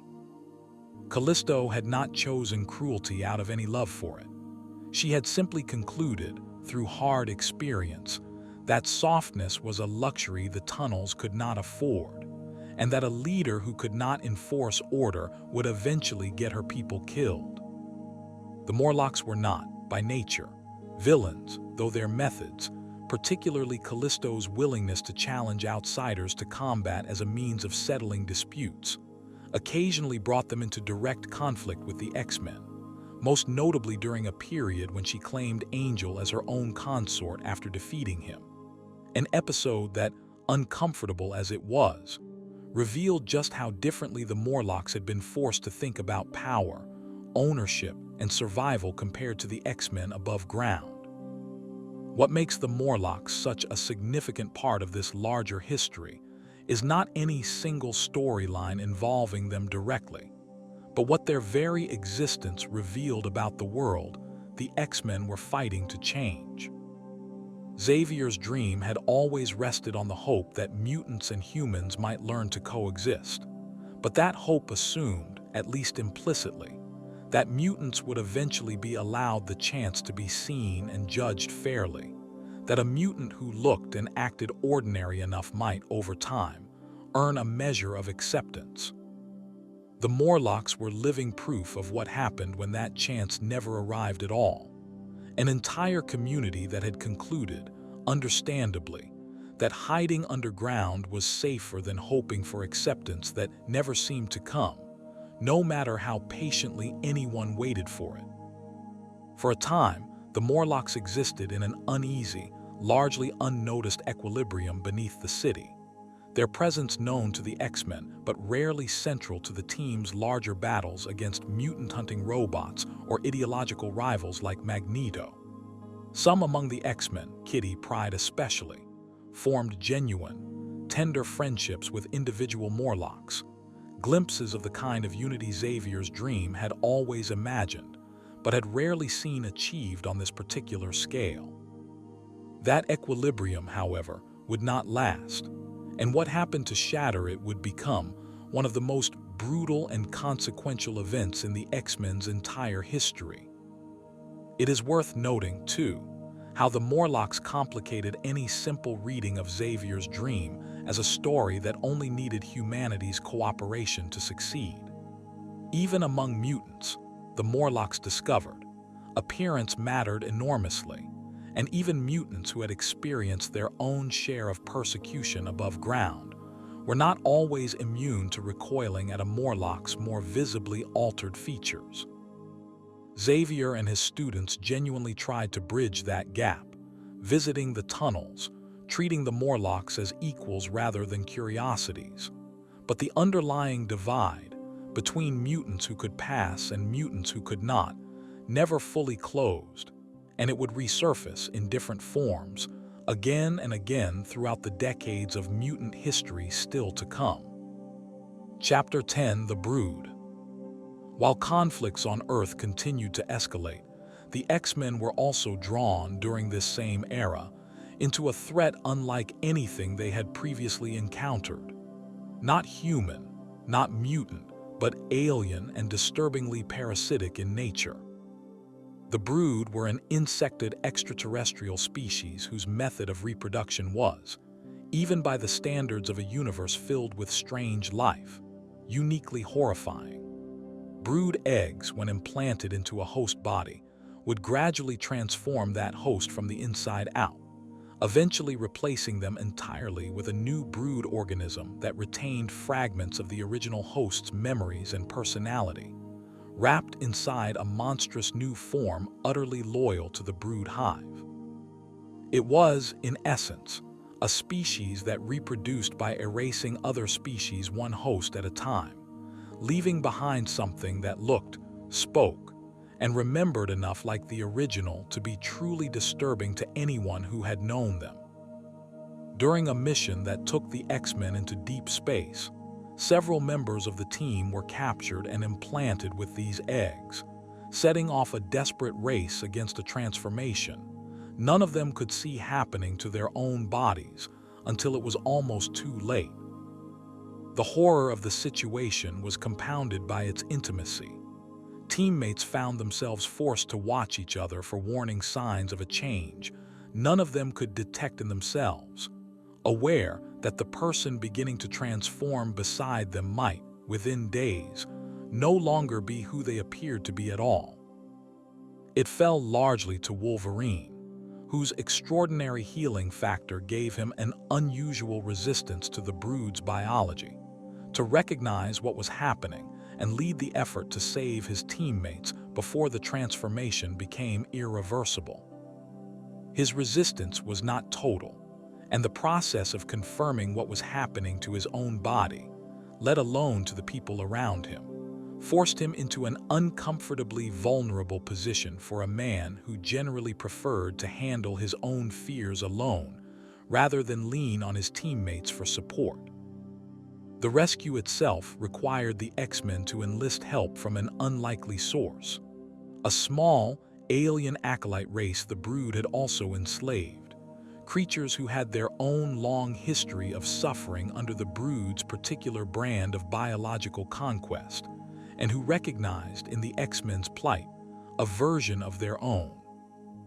It was a small but telling detail in a story otherwise dominated by body horror, a reminder that even amid an alien threat this strange and this far from Earth, the X-Men's instinct to build alliances with other frightened, endangered beings remained fundamentally intact. The X-Men survived the ordeal, though not without lasting consequences. Professor Xavier, who had accompanied the team into space during this crisis, found himself, through a complicated set of circumstances involving alien technology, granted a fully functioning body, free of the paralysis that had confined him to a wheelchair for years. It was a genuine gift, and also, in its own quiet way, a complicated one, forcing Xavier to reckon with an aspect of his own life he had long since made peace with being taken from him, and to consider, uneasily, what it meant to receive that gift through circumstances so strange and involuntary rather than through any effort of his own. The Brood saga is often remembered fairly, as one of the X-Men's more purely science fiction adventures, a departure from the political and social themes that defined so much of the team's other conflicts. But even here, threaded through the alien horror, the story returned to a familiar question the X-Men could never quite escape. What does it mean to lose control over your own body and identity? To have something imposed on you from outside that threatens to replace who you actually are? It was, in its own strange way, one more variation on the fear that had always haunted this particular corner of the Marvel Universe. The fear of transformation without consent. Chapter 11: The Mutant Massacre. The uneasy peace the Morlocks had maintained beneath New York City came to a violent, irreversible end when a group of ruthless, genetically enhanced mercenaries known as the Marauders descended into the tunnels with a single, horrifying purpose: extermination. The Marauders had been assembled and equipped by a mysterious, sinister figure who had, until this point, remained largely hidden from the X-Men's attention, a geneticist known only as Mr. Sinister. His precise motivations for ordering the slaughter of the Morlock community were not immediately clear even to the mercenaries carrying it out, though it would later become apparent that Sinister's long-term interests in mutant genetics and his obsession with controlling and manipulating mutant bloodlines made the Morlocks, for reasons that would take years to fully surface, useful to eliminate, their genetic material perhaps too unpredictable or too inconvenient. For whatever long game Sinister was already quietly playing. Whatever the underlying purpose, the massacre itself was executed with brutal, methodical efficiency. Dozens of Morlocks were killed outright in the initial assault, entire families among them, the tunnels that had once felt like the only safe home many of them had ever known becoming, in a matter of hours, a slaughterhouse. When word of the slaughter reached the X-Men and their allied team, X-Factor, both groups rushed to intervene, but they arrived too late to prevent a massacre already well underway, and the cost of their intervention was severe. Angel, one of the original X-Men, was captured and impaled through the wings by one of the Marauders, an injury so catastrophic that his wings would ultimately need to be amputated, a loss that would eventually drive him toward a far darker transformation years later, robbing him not merely of an ability, but of the one part of himself that had first made him feel, decades earlier, like something more than the sheltered heir his family had raised him to be. Nightcrawler was critically injured and required a lengthy, difficult recovery, his usual warmth and humor stripped away for a long stretch afterward by the sheer physical trauma of what had happened to him underground. Kitty Pryde, still only a teenager, was left with genuine, lasting trauma from what she witnessed in those tunnels, trauma the story did not rush to resolve or minimize, and friendships she had formed with individual Morlocks were, in a single night, simply gone. The Mutant Massacre marked a genuine tonal shift in the X-Men's ongoing story, a moment where the comics stopped treating anti-mutant violence as something the heroes could always arrive in time to prevent. Here, they had not arrived in time, and the survivors, both Morlock and X-Men alike, were left to carry the weight of that failure forward, without the comfort of a clean victory to soften it. It also marked the true, formal introduction of Mr. Sinister as one of the X-Men's most significant recurring adversaries, a villain whose plans, unlike Magneto's open ideological warfare, tended to operate through patience, manipulation, and genetic experimentation conducted almost entirely out of sight, which made him, in his own quiet way, just as unsettling as any more overtly destructive threat the team had faced. In the weeks that followed, the X-Men found themselves grappling not just with grief, but with guilt, a quiet, gnawing sense that the equilibrium they had maintained with the Morlocks, visiting occasionally, offering friendship when convenient, had never actually amounted to the kind of protection a genuinely equal alliance would have provided. Storm, who bore leadership of the team during this period, felt this failure most acutely of all, and it would push her, in the years that followed, toward an even more determined insistence that the X-Men could not simply defend their own mansion and call that enough. If Xavier's dream meant anything, it had to extend to the people living in the dark beneath the city too, and it had arrived, this time, too late to matter for the ones who had already been lost. Chapter 12, Fall of the Mutants. Still reeling from the losses of the mutant massacre, the X-Men soon found themselves confronting a threat of an entirely different scale, one that would ultimately convince the team to make a drastic, almost unthinkable decision about their own future.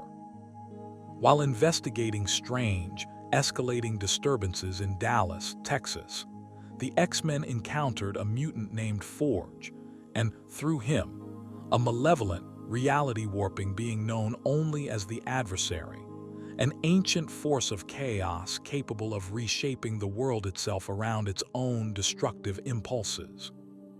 Forge, tormented by guilt over his own earlier role in creating anti-mutant weaponry, saw in this crisis a chance to make amends, even at enormous personal cost, and his complicated history with Storm, whom he had once loved and whose powers he had once, unknowingly, helped strip away through a device he built for the government, added a painful personal undercurrent to an already desperate battle.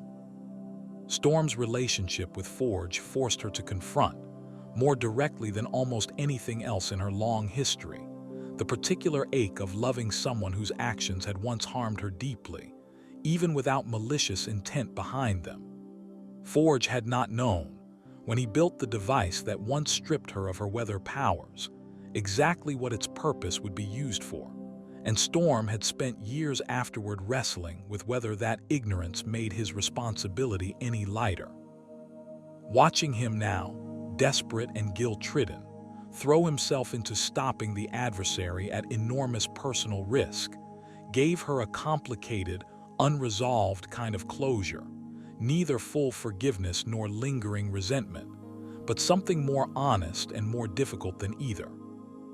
The battle that followed was among the most dangerous the team had ever faced, and it ended only through a desperate act of sacrifice. Several X-Men appeared, publicly and convincingly, to die in the effort to seal the Adversary away and save the city from total destruction. Their apparent deaths broadcast and reported as fact across the wider Marvel universe. In truth, the X-Men involved had survived, their apparent deaths engineered, with the help of a mysterious ally, to serve a specific and deliberate purpose. Xavier and the team recognized an opportunity in the tragedy. If the world believed the X-Men were dead, the team could continue operating, but from the shadows, free from the growing scrutiny, suspicion, and legal jeopardy that had begun to follow their public activities. Relocating their base of operations to the Australian outback, the X-Men entered a new, more clandestine phase of their history, operating as a team the wider world believed no longer existed, grieved by former allies and former enemies alike who had no idea the grief was, in this particular case, unnecessary. This period, sometimes remembered as the Australian era, marked a noticeably darker turn for the team's overall tone. Freed from public accountability, but also increasingly isolated from the more hopeful, community-oriented spirit Xavier's original dream had been built on, the X-Men of this era operated with a harder, more grimly pragmatic edge.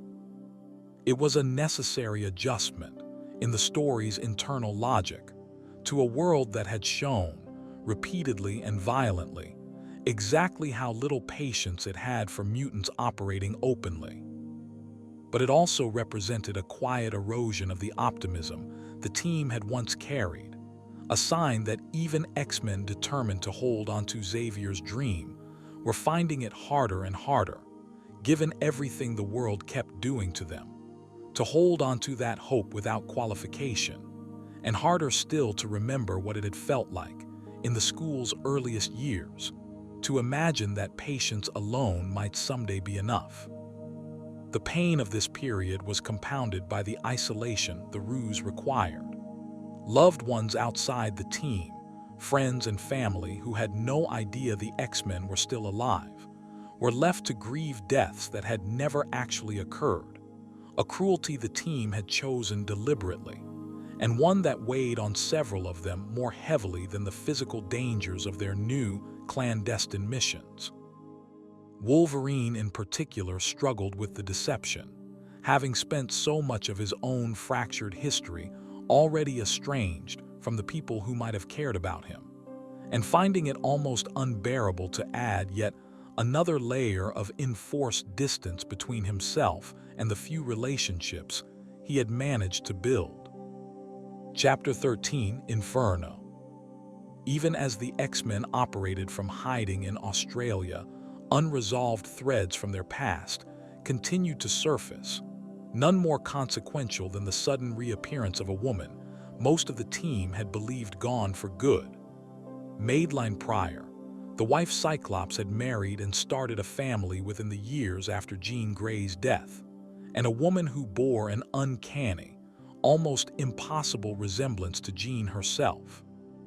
Scott had met Madeline not long after Jean's death on the moon, drawn to her, he told himself at the time, simply because he had fallen in love again, and had chosen, deliberately, not to interrogate too closely why the woman he had fallen for looked so much like the one he had lost.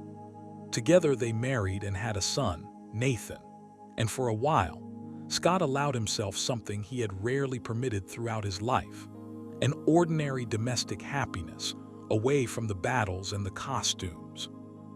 That happiness would not survive the revelation that upended it. Madeline's resemblance to Jean, it would eventually be revealed, was not coincidence at all.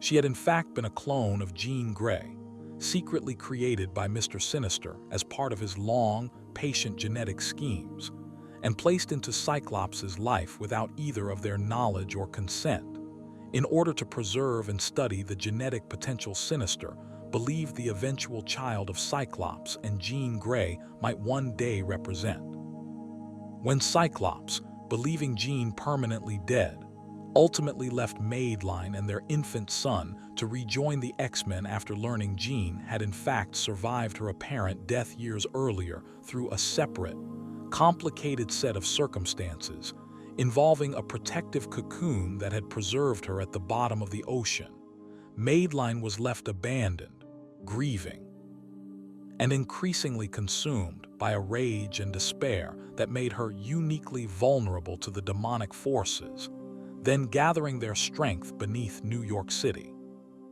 It is worth sitting for a moment with how cruel this turn of events truly was for Madeline specifically, a woman who had never asked to be created, who had built a genuine life and a genuine love only to discover that both had been engineered without her consent, by a man she had never even met, for purposes that had nothing to do with her own happiness at all. Her fury, when it finally erupted, came from a wound that was entirely real, whatever the strange, engineered circumstances of her existence. Those demonic forces belonged to En-Aster, a powerful demon seeking to open a permanent gateway between Earth and the hellish dimension of Limbo. Sensing Madeline's anguish, En-Aster corrupted her into a being of demonic power calling herself the Goblin Queen, and together they unleashed Inferno upon New York City, a citywide demonic invasion in which ordinary objects and even people's own repressed emotions turned monstrously against them. City streets erupting into chaos as machinery and architecture came alive with malicious intent. Ordinary residents of the city found themselves suddenly contending with rebellious household appliances, hostile mannequins, and a general, creeping wrongness to the world around them. A strange, almost surreal texture of horror layered over the more directly personal tragedy unfolding at the story's center.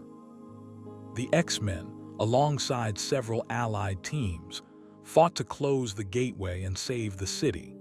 But the story's most devastating moments were personal rather than purely spectacular. Cyclops was forced to confront, directly, the consequences of choices he had made years earlier, choices that had left Madeline alone at her most vulnerable moment. And the guilt of that confrontation would linger with him for years afterward, resurfacing at odd, unwelcome moments even long after the immediate crisis had passed. Madeline herself, in the story's tragic resolution, ultimately chose to end her own transformed existence rather than continue as a weapon for forces she could no longer control. A heartbreaking echo, whether intentional or not, of the Phoenix's own final choice years earlier. Two women, born from the same genetic template, each ultimately choosing death over becoming a danger to the people around them. Inferno also marked the moment Mr. Sinister's long, patient genetic manipulation of the Summers and Gray family bloodlines finally became fully visible to the X-Men, revealing just how far back, and how deliberately, his schemes had reached into their most intimate personal histories, long before any of them had known his name, turning what had once felt like private grief and private love into something that had, all along, been quietly observed and manipulated from a distance. Nathan, the infant son Madeline left behind, would go on to have a story of his own stretching decades into the future of this history. But in the immediate aftermath of Inferno, he was simply a small, grieving reminder of everything the ordeal had cost. Cyclops took him in, determined, however imperfectly, to give the boy the stability neither he nor Madeline had ever quite managed to hold on to. And that quiet, private effort at repair would become one of the more understated threads running beneath the team's louder, more public battles in the years that followed. Chapter 14: The Age of Apocalypse. Among the X-Men's oldest and most patient adversaries was a mutant calling himself Apocalypse, a being of vast power who had, according to his own account, walked the earth since ancient times, guided by a singular, ruthless philosophy, survival of the fittest, applied without mercy to mutant and human alike. For years, Apocalypse had remained a looming, recurring threat, patiently gathering followers and resources while waiting for what he called the moment his philosophy would finally be proven correct. But it was an entirely different figure, closer to Xavier's own family, who would eventually trigger the story that placed Apocalypse's philosophy fully into practice.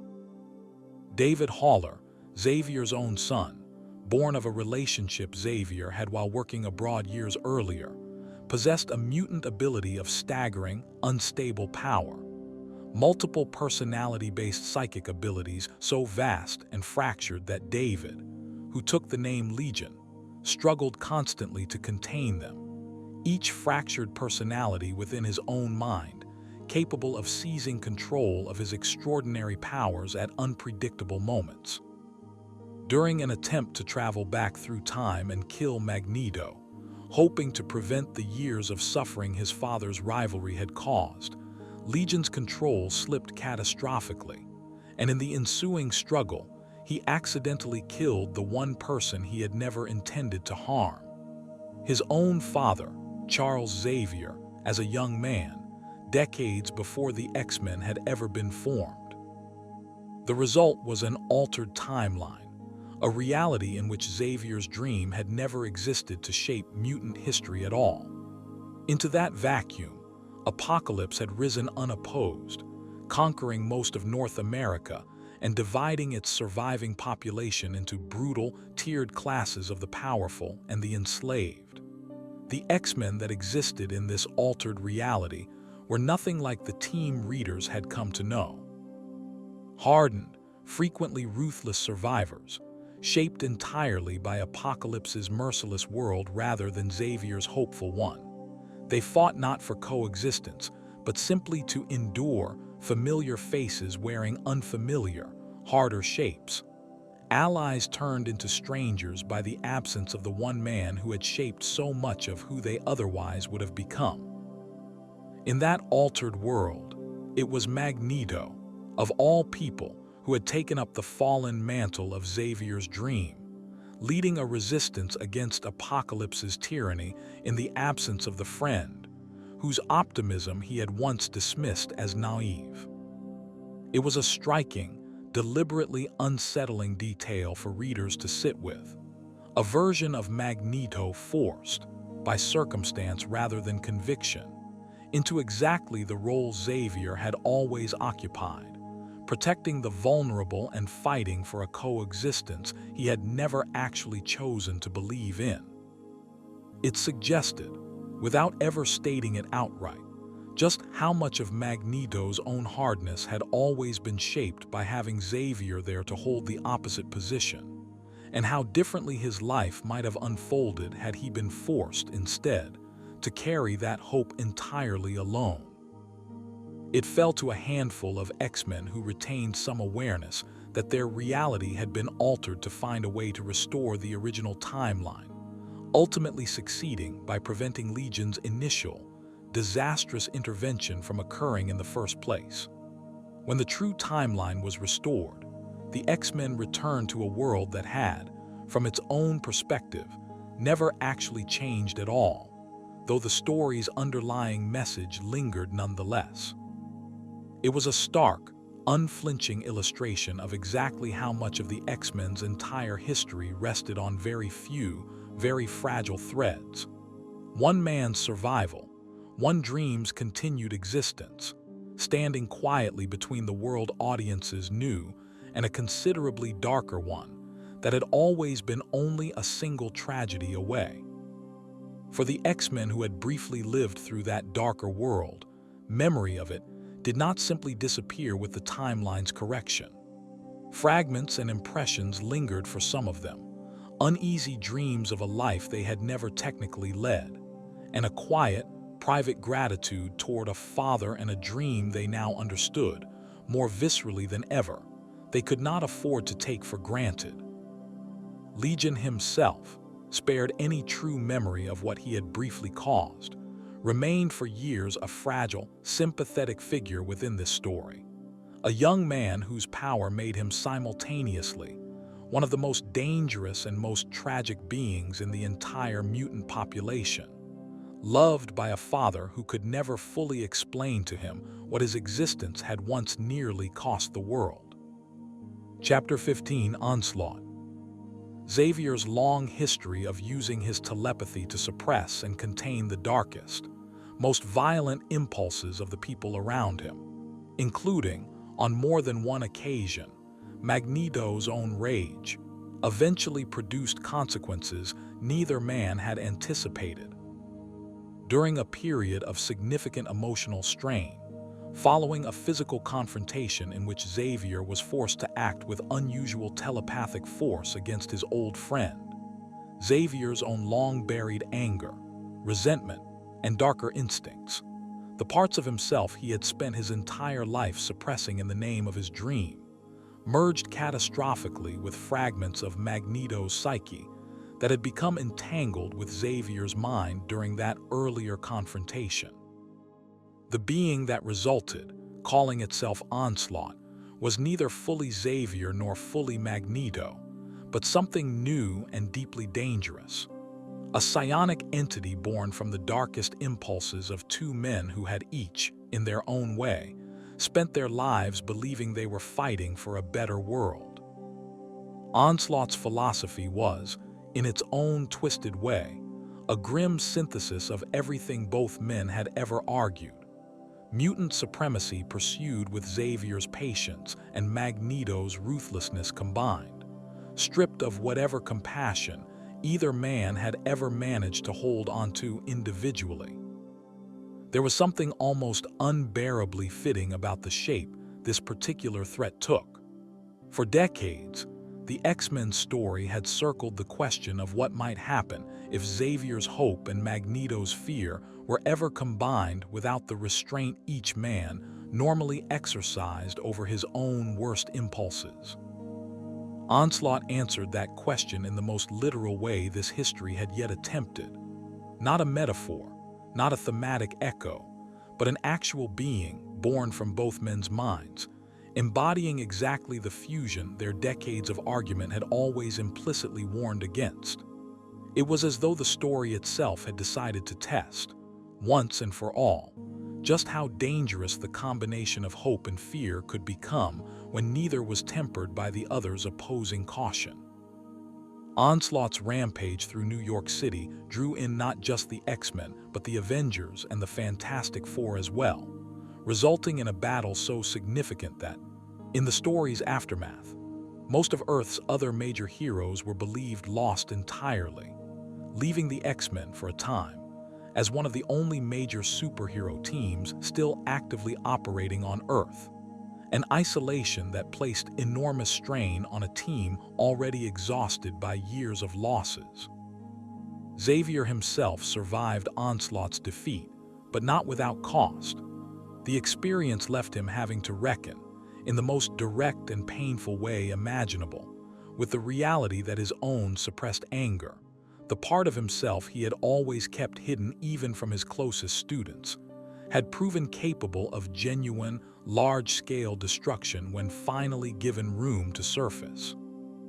It was a sobering, humbling counterpoint to decades of Xavier positioning himself as mutant kind's calm, patient moral center, a reminder that even the architect of the dream carried unresolved darkness of his own, and that the line between protecting people through careful control and simply suppressing something dangerous until it eventually broke free was thinner than he had ever wanted to admit. For the students who had trusted Xavier's calm as an unshakable constant throughout their entire lives, watching him confront this darker truth about himself was its own quiet, unsettling education. Some found it easier in the aftermath to forgive him than he found it to forgive himself, understanding, with the particular grace of people who had also spent their lives fighting to control dangerous impulses, exactly how much willpower it must have taken to keep something like that contained for as long as he had. Others found their trust in him permanently, if subtly, altered a small but persistent awareness that even the man who had built an entire philosophy around hope was not, in the end, entirely free of the same fear and rage he had spent his life trying to teach his students to rise above. Chapter 16: The Breaking of the Dream. In the years following Onslaught, the X-Men faced mounting pressure on multiple fronts simultaneously, each one testing, in a different way, how much longer Xavier's dream of coexistence could hold together. A newly empowered government agency, established under Operation Zero Tolerance, began actively hunting mutants under the justification of national security, employing its own cybernetically enhanced enforcers and treating the X-Men themselves as targets rather than allies, regardless of their long history of protecting the very world that now viewed them with suspicion. Longtime allies of the team, including Xavier's own sister, Cassandra Nova, would later be revealed as having secretly orchestrated much of this campaign from behind the scenes, using the world's fear of mutants as a tool in her own long-standing grievance against her brother. At the same time, a mysterious and initially poorly understood disease began spreading quietly through the mutant population, a condition that would come to be known as the legacy virus. Unlike ordinary illness, the legacy virus targeted mutants specifically, a slow, wasting condition with no clear cure, claiming victims across the mutant community for years, including, eventually, some of the X-Men's own closest friends and allies. The virus became a somber, persistent backdrop to the team's other battles throughout this era, a reminder that not every threat mutants faced arrived with a face they could punch or a villain they could negotiate with. And for a mutant population already reeling from institutional hostility, the sight of their own bodies failing them, slowly and without any enemy to blame directly, added a particular, exhausted kind of grief to years that had already asked a great deal of them. The eventual cure for the legacy virus came at enormous personal cost.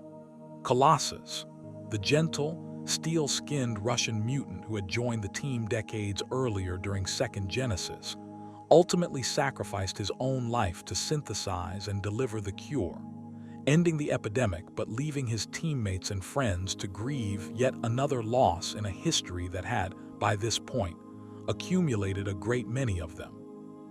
His sacrifice was quiet and deliberate rather than dramatic, consistent with the humility that had defined him since his earliest days on the team, a final act of the same quiet decency his farming family had instilled in him decades before he had ever transformed into organic steel for the first time.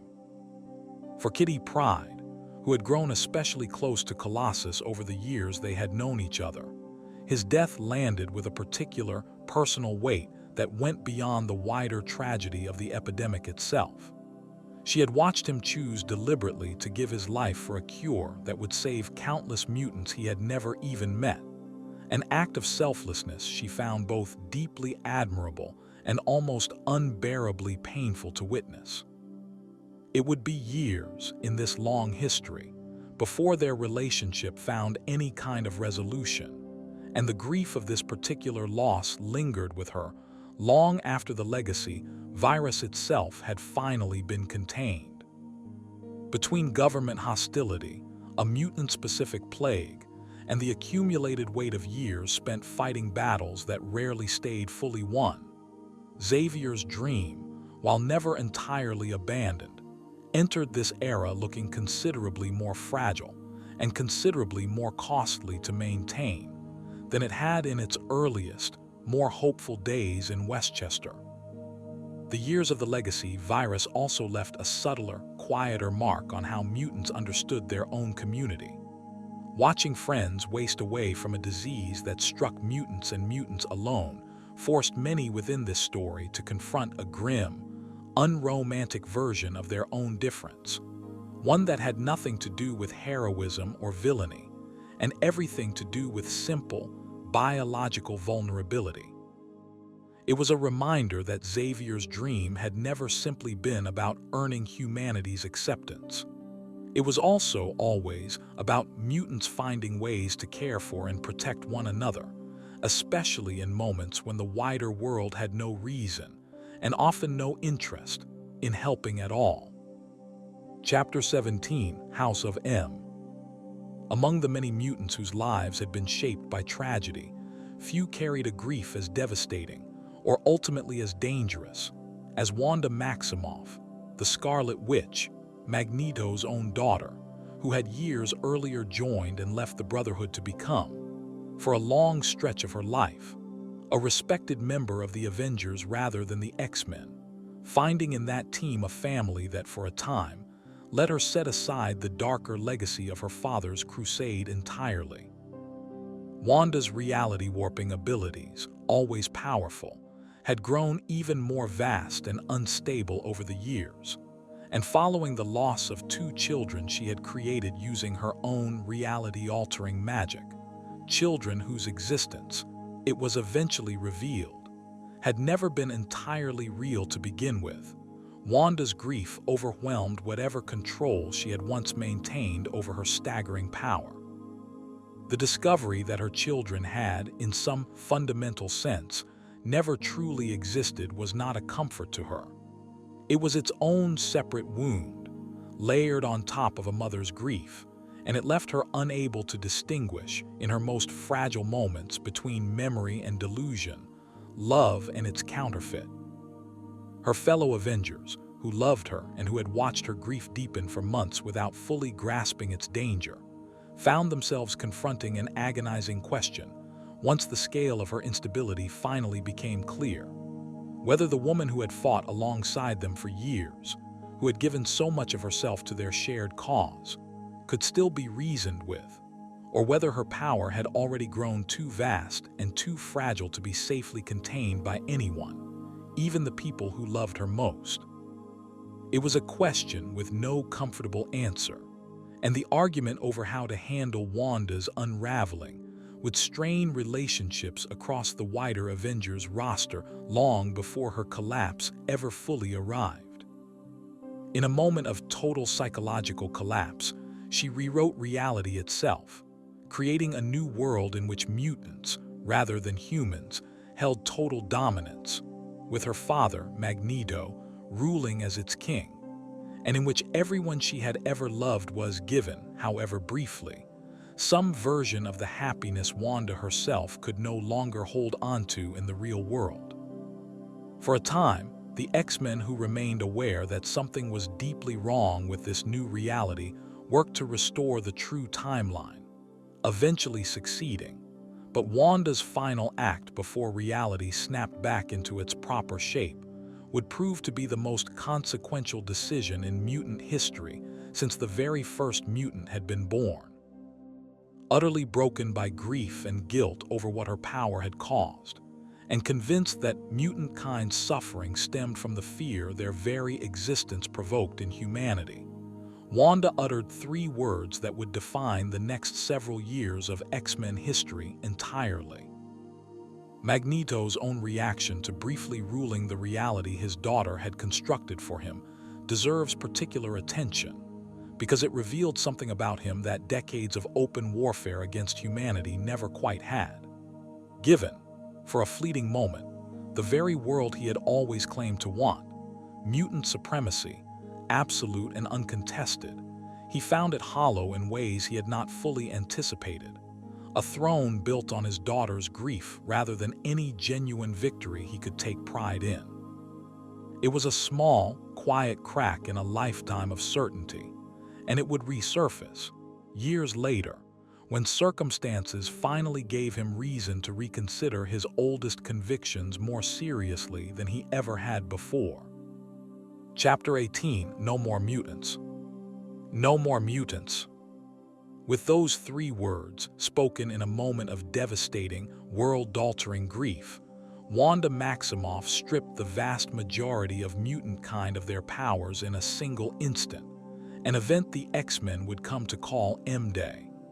Of the many millions of mutants living across the world, only a small fraction, roughly 200, retained their abilities in the aftermath. The rest, overnight and without warning, simply became ordinary human beings, their powers gone as completely and irreversibly as if they had never existed at all. The scale of loss was almost impossible to comprehend, not simply in terms of raw numbers, but in terms of what it meant for a species that had already spent decades fighting for the basic right to exist. Entire mutant communities were devastated overnight.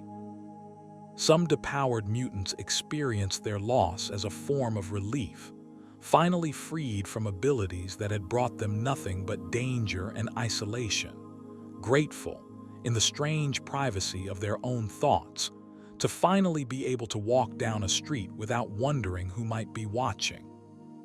Others experienced it as a profound, disorienting grief, the loss of an identity that had, however difficult, always been fundamentally theirs, a part of themselves stripped away as suddenly and involuntarily as their powers had first appeared decades of narrative time earlier. For some among the X-Men themselves, M-Day struck with a particularly cruel unpredictability, sparing certain longtime members while quietly extinguishing the powers of others who had spent their entire adult lives defined by their abilities. There was no pattern to who kept their powers and who lost them, no fairness or logic that anyone could point to as an explanation, and that randomness made the grief somehow harder to metabolize than a more deliberate tragedy might have been. It was simply chance, arriving without warning, the same way so many of these mutants' powers had first arrived years or decades earlier. For the X-Men who remained powered, the effect was almost the opposite of relief. Where mutant kind had once been an emerging population numbering in the millions, it was now something closer to an endangered species, small enough that its survival could genuinely be threatened by a single, sufficiently determined attack. Xavier's dream, once imagined as the slow, patient integration of an entire growing population into human society, now had to contend with a much starker, more immediate question: whether mutant kind, in any meaningful numbers, would survive at all, and whether the patient philosophy Xavier had spent his entire life defending could still make sense in a world where mutants were no longer merely a persecuted minority, but something perilously close to extinct. The X-Men's culture shifted almost immediately in response. Recruitment, once a slow and careful process built around finding the right students for a school, became urgent in a way it had never been before, every remaining mutant now treated as precious simply by virtue of still existing. Old rivalries within the mutant community softened out of sheer necessity. Even Magneto, who had spent decades building his life around the conviction that mutants needed to be strong enough to never depend on anyone else, found himself, in the aftermath of M-Day, forced to reckon with a truth that cut uncomfortably close to Xavier's own philosophy: that a population this small could not afford internal division any longer, whatever its members had once believed separated them. Chapter 19, Messiah Complex. In a world where mutant births had become almost impossibly rare in the aftermath of M-Day, the arrival of a single new mutant infant, born in a small Alaskan town roughly a year after Wanda's fateful words, became an event of staggering significance, drawing the attention of nearly every faction with a stake in mutant kind's uncertain future. For a species that had spent more than a year quietly wondering whether it had any future left to speak of, the simple fact of a new mutant heartbeat carried a weight far beyond the size of the infant carrying it. The child, whose birth registered as the first new mutant since the decimation, immediately became the target of the Marauders, once again operating on behalf of Mr. Sinister, whose long-standing genetic interests in the Summers bloodline made this particular child especially significant to his plans. Plans that had, by this point, spanned decades and multiple generations of the same family, without any of them fully understanding why they had been chosen. At the same time, an extremist anti-mutant group called the Purifiers, driven by religious conviction that mutants represented an abomination to be purged rather than protected, moved to eliminate the child before mutant kind's population could ever begin to recover, viewing the infant not as a baby at all, but as the first crack in a dam they were determined to keep sealed. The X-Men themselves fractured seriously over how to handle the crisis, disagreements that exposed genuine, long-simmering divisions in approach and philosophy that had been building for years beneath the surface of a team that had always prided itself on unity. Some argued the child needed to be protected quietly, kept out of the ongoing war entirely. Others argued that the child's very existence made neutrality impossible, and that the X-Men needed to fight for her openly, whatever the cost. In the chaos of the conflict, Xavier himself was shot and gravely wounded, in a devastating accident, by Bishop, a mutant from a dark future timeline who had become dangerously convinced that this single child was somehow destined to cause a future catastrophe, and who had, in his desperation to prevent that imagined future, lost sight of the values Xavier's own dream had always stood for, aiming his gun at the very man whose philosophy had first given his own life purpose. The infant, eventually named Hope Summers by the woman who would raise her, was ultimately secured by Cyclops and a newly reorganized X-Men, but the cost of protecting her had been severe. Xavier's near-fatal injury forced him into a long recovery and a diminished role within the team he had founded, a bitter irony for a man who had built his entire life around protecting mutant children, only to be nearly killed defending the most important mutant child mutant kind had seen in years. The team itself relocated its base of operations to San Francisco, entering a new chapter defined less by patient optimism than by a harder, more consciously protective mission, safeguarding what remained of mutant kind, whatever that required, and whatever that meant for the gentler, more idealistic version of the dream Xavier had first carried out of that Westchester mansion decades earlier. For Bishop, the aftermath of what he had done proved every bit as devastating as the injury he had caused. He had spent years believing his knowledge of a terrible future gave him a clarity his teammates lacked, and in the moment that clarity finally demanded action, it had led him to nearly kill the very man that future had, in every version Bishop understood, always tried to protect. He would spend a long time afterward as something between a cautionary figure and a pariah among his own teammates, a stark illustration of how easily even a well-intentioned fear of the future could curdle into exactly the harm it was meant to prevent. Chapter 20, Utopia.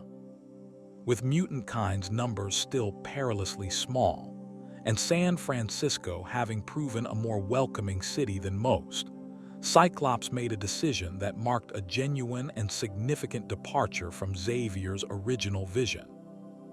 Rather than continuing to operate as one team among a scattered, vulnerable mutant population, Cyclops began actively gathering every mutant he could find, powered or otherwise, onto a floating island just off the California coast, built from the remnants of Magneto's old base, Asteroid M, and rechristened Utopia.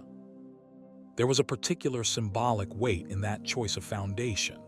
A base once built by Magneto, now repurposed to hold together the very unity Xavier had always hoped mutants could achieve, as though the island itself had absorbed some of both men's competing philosophies into its foundations. Cyclops, now functioning as the primary, unquestioned leader of mutant kind in a way Xavier himself had rarely claimed to be, adopted a considerably more militant posture than his old mentor ever had. Utopia was not simply a school or a sanctuary. It was closer to a fortress, a sovereign, defensible territory built on the explicit understanding that mutant kind, reduced to such small numbers, could no longer afford the patient, gradual approach to coexistence Xavier had once championed. Every mutant, regardless of age or combat ability, was potentially needed, and every threat, no matter how small, had to be treated as a potential extinction-level event.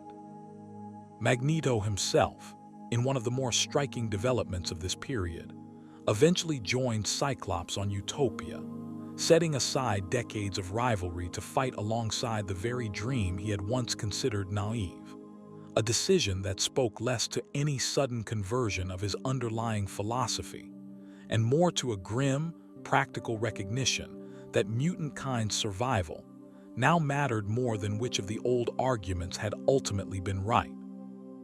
Watching Eric Laneshare, of all people, defer to Cyclops' leadership was, for many long-time observers of this story, one of the clearest signs yet of just how much circumstances had changed since the earliest days at the mansion. This shift in philosophy did not go unchallenged, least of all from within the team's own ranks. Cyclops' transformation from field leader into something closer to a wartime general, willing to make harder, more ethically compromising decisions than Xavier ever had, planted seeds of disagreement that would not fully bloom for several more years, but which were, even during Utopia's relatively stable early period, already quietly present beneath the surface. Particularly among teammates who had grown up under Xavier's gentler philosophy and were unsettled by how naturally Cyclops now spoke the language of strategy, sacrifice, and necessary risk. Emma Frost, once a Hellfire Club adversary and now Cyclops' closest partner both personally and in leadership, occupied an unusual position throughout this period, having spent much of her own earlier life believing wholeheartedly in exactly the kind of hardened pragmatism Cyclops now embraced. Her presence beside him was, in its own way, a quiet sign of how far the philosophical center of the X-Men had shifted since the days when idealists like Xavier and cynics like Emma would have stood on opposite sides of nearly every argument. Chapter 21, Schism. The disagreement that had been quietly accumulating within the X-Men for years finally reached its breaking point during a renewed Sentinel attack, one that placed the team's younger students directly in the path of exactly the kind of danger Xavier's school had always been meant to protect them from. Wolverine, who had spent decades as one of the team's most battle-hardened members, found himself, in this particular crisis, arguing forcefully for the opposite of what his own history might have suggested.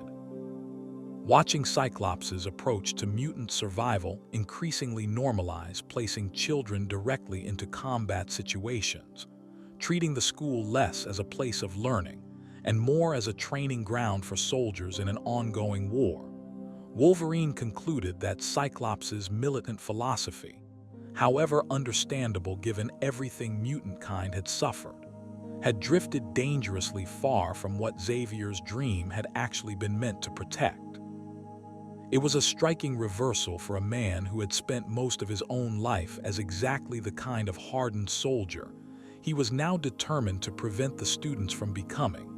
And that irony was not lost on Wolverine himself, who had come, slowly and painfully, to wish someone had fought half as hard to protect him at that age. Cyclops, for his part, did not see himself as having abandoned Xavier's dream. He saw himself as its last practical defender, making the difficult, often unpopular decisions necessary to ensure mutant kind survived long enough for that dream to ever have a future worth protecting. And he pointed, not unreasonably, to a young mutant named Quentin Quire, whose own untrained power had nearly caused a catastrophe during the Sentinel attack precisely because he had not been given the harder, more disciplined training Cyclops believed was now unavoidable. Neither man was entirely wrong, which was precisely what made their disagreement so difficult to resolve. The dispute ultimately split the X-Men into two separate factions for the first time in the team's history. Wolverine departed to found a new school, explicitly modeling it on Xavier's original, gentler vision, a place prioritizing education and safety over combat readiness, and naming it, deliberately, after Jean Grey, a quiet tribute to the version of the X-Men's history he was trying to preserve. Cyclops remained on Utopia, continuing to lead a smaller, more overtly militant team, convinced that the world had not yet earned the luxury of raising its mutant children the way Wolverine wanted to. It was, in its own quiet way, the oldest argument in this entire history, the disagreement between Xavier and Magneto, resurfacing once again between two men who had once been close allies, neither one a villain, both of them simply drawing very different lessons from the same painful history, and both of them, in their own way, genuinely believing they were the ones still honoring what Xavier had originally built. The split was felt most keenly by the students themselves, many of whom found their own loyalties torn between two men they respected for very different reasons. Some, drawn to the promise of a calmer, more traditional education, followed Wolverine without hesitation.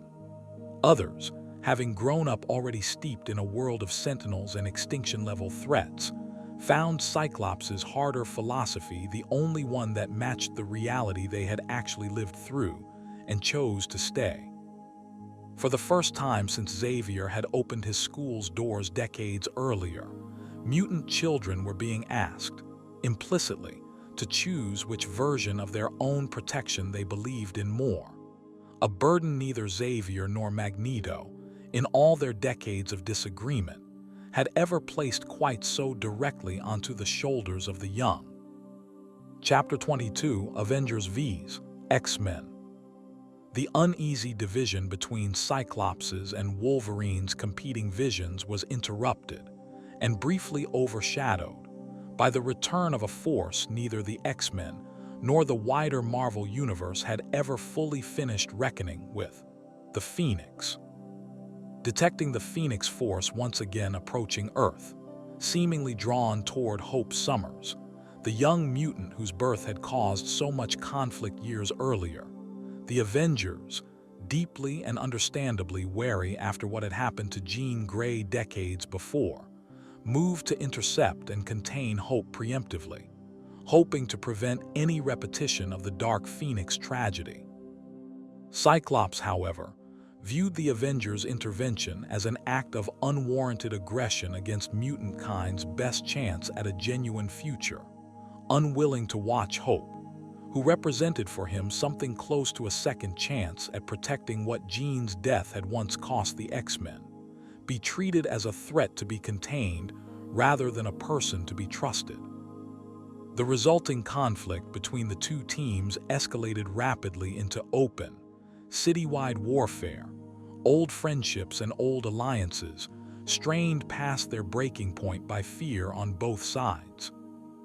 There was a particular, painful irony in watching the Avengers and the X-Men, two teams that had fought alongside each other many times over the years, turn against one another over a disagreement that, at its core, was really about how much any group of people can be trusted to decide their own fate when the stakes are catastrophic enough. The Avengers were not wrong to fear what the Phoenix had once done through Jean Grey.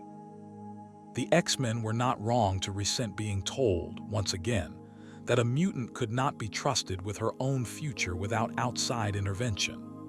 Both sides were arguing in good faith, from genuine fear, and that, more than any single tactical decision made during the conflict, is what made the war between them so difficult to watch unfold. When the Phoenix Force finally arrived, it did not settle into Hope alone. Through a complicated set of circumstances, its power split instead among 5 mutants: Cyclops, Emma Frost, Colossus, Magik, and unexpectedly the Atlantean King Namor, an arrangement that briefly gave the so-called Phoenix 5 near-godlike power, initially used with genuine idealism to attempt sweeping global improvements, ending droughts, halting wars, repairing the damage humanity had done to its own planet. For a brief, dazzling moment, it looked as though the Phoenix, so long associated with tragedy in this story, might finally be used for something purely good. That idealism did not last. The Phoenix Force's corrupting influence, the same influence that had once transformed Jean Grey into something unrecognizable, began asserting itself again, and Cyclops in particular grew increasingly convinced of his own righteousness, increasingly intolerant of any opposition to his vision. The same discipline and certainty that had once made him a steady leader curdling, under cosmic pressure, into something considerably colder and more absolute. By the conflict's devastating climax, Cyclops, now the sole remaining vessel of the Phoenix's full power, had become something close to Dark Phoenix himself, and in the battle's final, tragic moment, killed Charles Xavier, his own mentor and the man who had first given him purpose decades earlier. In a fit of Phoenix-fueled rage, he would spend years afterward struggling to reckon with, the echoes of Jean's own tragedy repeating themselves through the very man who had once loved her most. Xavier's death marked the definitive end of an era that had begun in a Westchester mansion decades earlier. The dream's original architect was gone, and the student he had trusted most to eventually carry that dream forward had, however unwillingly, been the one to end his life. For the other members of the Phoenix 5, the unraveling was almost as devastating in its own way. Colossus, who had accepted a fragment of the Phoenix's power partly to protect his sister Magik from her own dangerous entanglement with the demonic dimension of Limbo, found himself, in the aftermath, wrestling with exactly how much of his own gentleness had briefly been burned away by that same cosmic hunger. Emma Frost, bonded to Cyclops as both partner and fellow vessel, watched the man she loved slip further from himself with every passing hour of the crisis, and her failure to pull him back in time would remain one of the deepest, most private griefs of her own long and guarded life. Even Namor, proud and rarely humbled by anything, returned from the experience quieter than before, having briefly held power enough to reshape the world and having used it in the end for very little that outlasted the crisis itself. Chapter 23: The End of the Dream. In the aftermath of Xavier's death, Cyclops became, for a significant portion of the mutant community, something between a martyr and a cautionary tale, a leader whose devotion to mutant survival had ultimately curdled, under enormous cosmic pressure, into exactly the kind of destructive extremism Xavier's dream had always warned against. He would spend the years that followed attempting, in his own complicated way, to reckon with what he had done, eventually adopting a more openly revolutionary approach to mutant rights that put him increasingly at odds with the X-Men who had once followed him without hesitation, some of whom could no longer look at him without seeing, however unfairly, the moment the Phoenix had used his hands to end Xavier's life. It is worth pausing to consider how completely this reversed the story's original architecture. Cyclops had once been the disciplined, careful boy Xavier trusted precisely because he never let his power slip its leash. That he would become, decades later, the very thing his entire childhood training had been designed to prevent, was among the most quietly devastating turns this long history had yet produced, a reminder that no amount of discipline could fully guarantee safety against a force as old and as vast as the Phoenix. Mutant kind's fragile recovery faced yet another existential threat only a few years later, when a mysterious, ancient substance called the Terrigen Mist, tied to the biology of Earth's other genetically enhanced population, the Inhumans, was released into Earth's atmosphere on a massive, planet-altering scale. For humans without any dormant potential, the mist was harmless. For mutants, it proved unexpectedly, catastrophically toxic, gradually poisoning mutant biology on a global scale and threatening, once again, to reduce mutant kind's already diminished numbers toward outright extinction, an entire atmosphere slowly becoming something mutants could no longer safely breathe. The Terrigen crisis produced a particular, quiet despair that felt different from the team's earlier battles. There was no villain orchestrating it out of malice, no single mastermind whose defeat would resolve the danger. The Inhumans who had released the mist had done so for their own people's benefit, with no intention of harming mutants at all, which left the X-Men in the uncomfortable position of confronting a former ally's unintended catastrophe rather than an enemy's deliberate cruelty. Some mutants fled to isolated, mist-free enclaves. Others, running low on options, made increasingly desperate choices simply to keep breathing air that would not slowly kill them, and the strain of watching an entire population scatter and shrink yet again tested even the most resilient members of the X-Men's ranks. This period, often remembered as one of the bleakest in the X-Men's long history, tested the endurance of Xavier's original dream more severely than perhaps any single villain ever had. There was no single mastermind to defeat, no clear victory to win. There was only the slow, grinding reality of a species running out of time and options, watching the very air around them turn slowly hostile, and the X-Men who remained, increasingly exhausted but unwilling to simply give up, searching for some way, any way, to ensure mutant kind survived long enough to see a better chapter of its own history, even as that better chapter grew harder and harder to imagine with each new crisis. Chapter 24, Krakoa. That better chapter arrived when it finally came, from an unexpected and genuinely surprising source. Reconciliation between the two men whose disagreement had shaped nearly the entire history readers had followed to this point. Charles Xavier, restored to life through means that would themselves become central to this new era's mythology, and Eric Laneshare, his oldest friend and oldest rival, set aside decades of ideological conflict to pursue something neither man had ever fully attempted before. A genuine, sovereign homeland for mutant kind, built not in secret or in exile, but openly, defiantly, in full view of the world. That homeland took the form of Krakoa, the same living, sentient island that had once captured the X-Men decades earlier, now transformed into a thriving, self-governing nation, its unique biology providing mutants with resources, medicine, and a level of collective security they had never before possessed.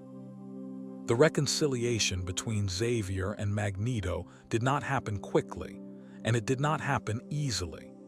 Decades of mutual accusation stood between them, along with genuine harm each man had caused the other's cause over the years. What finally brought them back together was not a sudden change of heart so much as an accumulated exhaustion, a shared recognition, arrived at separately and then confirmed together, that neither hope alone nor strength alone had ever actually solved mutant kind's fundamental vulnerability. Xavier had to accept that patience, on its own, had cost too many lives waiting for a humanity that kept finding new reasons to delay its acceptance. Magneto had to accept that strength on its own had never once produced anything as stable or as widely embraced as the nation the two of them were now attempting to build together. It was, in its own way, the most honest conversation either man had ever had with the other, two old friends finally admitting, near the ends of their long and complicated lives, that they had each been half right all along. Central to this new era was a secretive, precognitive mutant named Moira MacTaggert, whose ability allowed her to live her life over and over across multiple timelines, retaining her memories each time she died and was reborn, and whose accumulated knowledge across many lifetimes had convinced her, and eventually Xavier and Magneto both, that mutant kind's long pattern of near extinction was neither accidental nor easily escaped through half measures. Moira had lived and died as a scientist, a revolutionary, and in one particularly grim lifetime, had watched mutant kind lose its long war against hostile machine intelligences entirely, learning from that failure the lesson she eventually carried into this new attempt.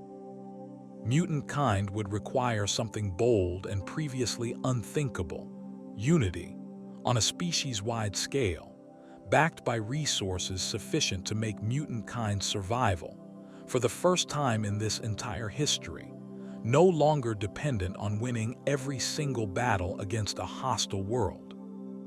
There was something quietly remarkable, and more than a little poignant, in the fact that this new era's guiding wisdom came not from any single dramatic battle, but from a woman who had simply lived, and failed and tried again, more times than anyone else in this entire history, carrying forward only what she had learned each time rather than any power to fight with directly. Moira's gift was patience of a very different kind than Xavier's, patience measured across entire lifetimes rather than single conversations, and it gave the new Krakoa nation a foundation built less on optimism and more on hard, repeatedly tested experience.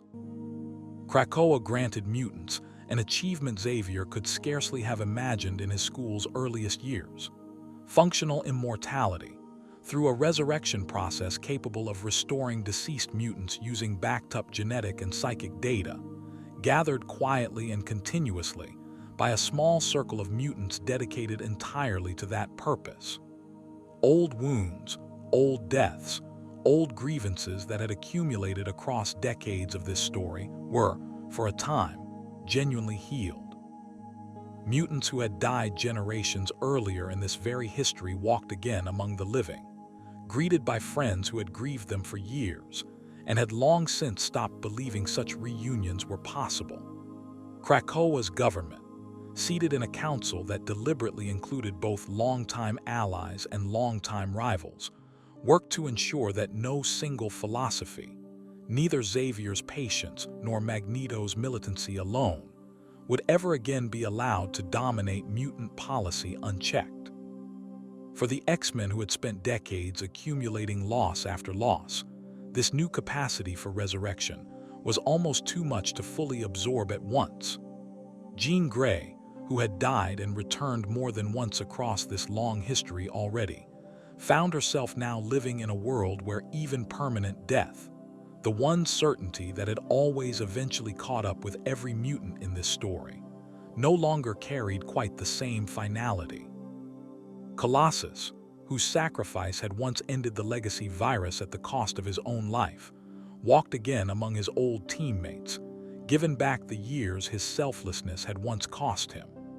It was, for those who had spent so long learning to carry grief as simply part of what it meant to be a mutant, a strange and almost dizzying kind of relief, learning to hope again for reunions they had long since stopped allowing themselves to imagine.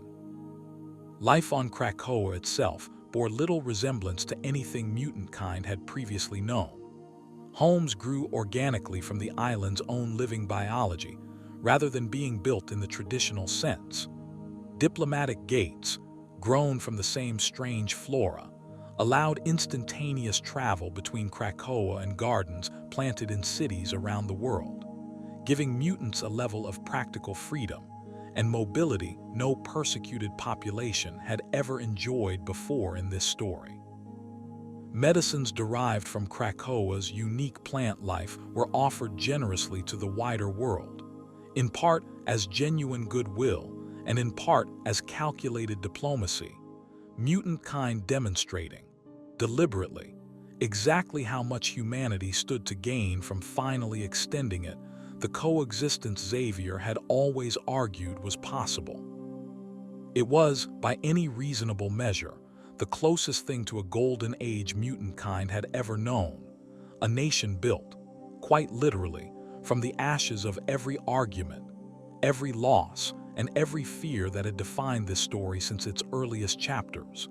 And for a time, both Xavier and Magneto seemed to have found, in each other's company again after so many decades, something neither man had ever quite managed to hold onto separately. Chapter 25, The Fall of Krakoa. No golden age in this particular history, however, had ever proven permanent, and Krakoa's would prove no exception. As mutant kind's newfound strength, unity, and near immortality became increasingly apparent to the wider world, fear and resentment grew alongside it, culminating in the rise of a secretive, well-funded organization known as Orchis, dedicated to ending what its members viewed as an unacceptable imbalance of power between mutant and human life, a fear made only more urgent in their eyes. By watching mutants achieve something as close to a permanent solution to death as either species had ever managed, Orchis's efforts eventually produced their own ultimate weapon, an advanced, adaptive machine intelligence descended from the same sentinel lineage that had haunted mutant kind for decades, one capable of learning from and adapting to nearly any mutant ability it encountered, echoing, generations later, the same cold institutional logic that had first animated Bolivar Trask's original creations. It was a bitter, almost unbearable irony for a species that had believed at last that it had escaped the Sentinel problem permanently. The same fear that had built the very first Sentinel decades earlier had simply waited patiently, for mutant kind's guard to lower far enough to strike again. Combined with growing internal fractures within Krakoa's own government, disagreements over how far mutant kind should go in defending its newfound sovereignty, and old wounds that resurfaced despite the island's healing gifts, the unity that had defined Krakoa's founding began, gradually and then rapidly, to fracture. Some of Krakoa's own citizens, it emerged, had never fully trusted the resurrection process meant to bind them all together, quietly fearing what it might mean, philosophically and spiritually, to die and be rebuilt from stored data rather than to simply continue living. Others grew resentful of decisions made by the ruling council without their input, old grievances about who truly got to speak for mutant kind resurfacing in a homeland that had promised, at its founding, to finally settle that very question. As Orcus's machine intelligence grew more capable, and as Krakoa's own internal cohesion weakened under the strain, the island's protections, both physical and diplomatic, began to fail in ways that would have been unthinkable during the nation's earliest, most confident years.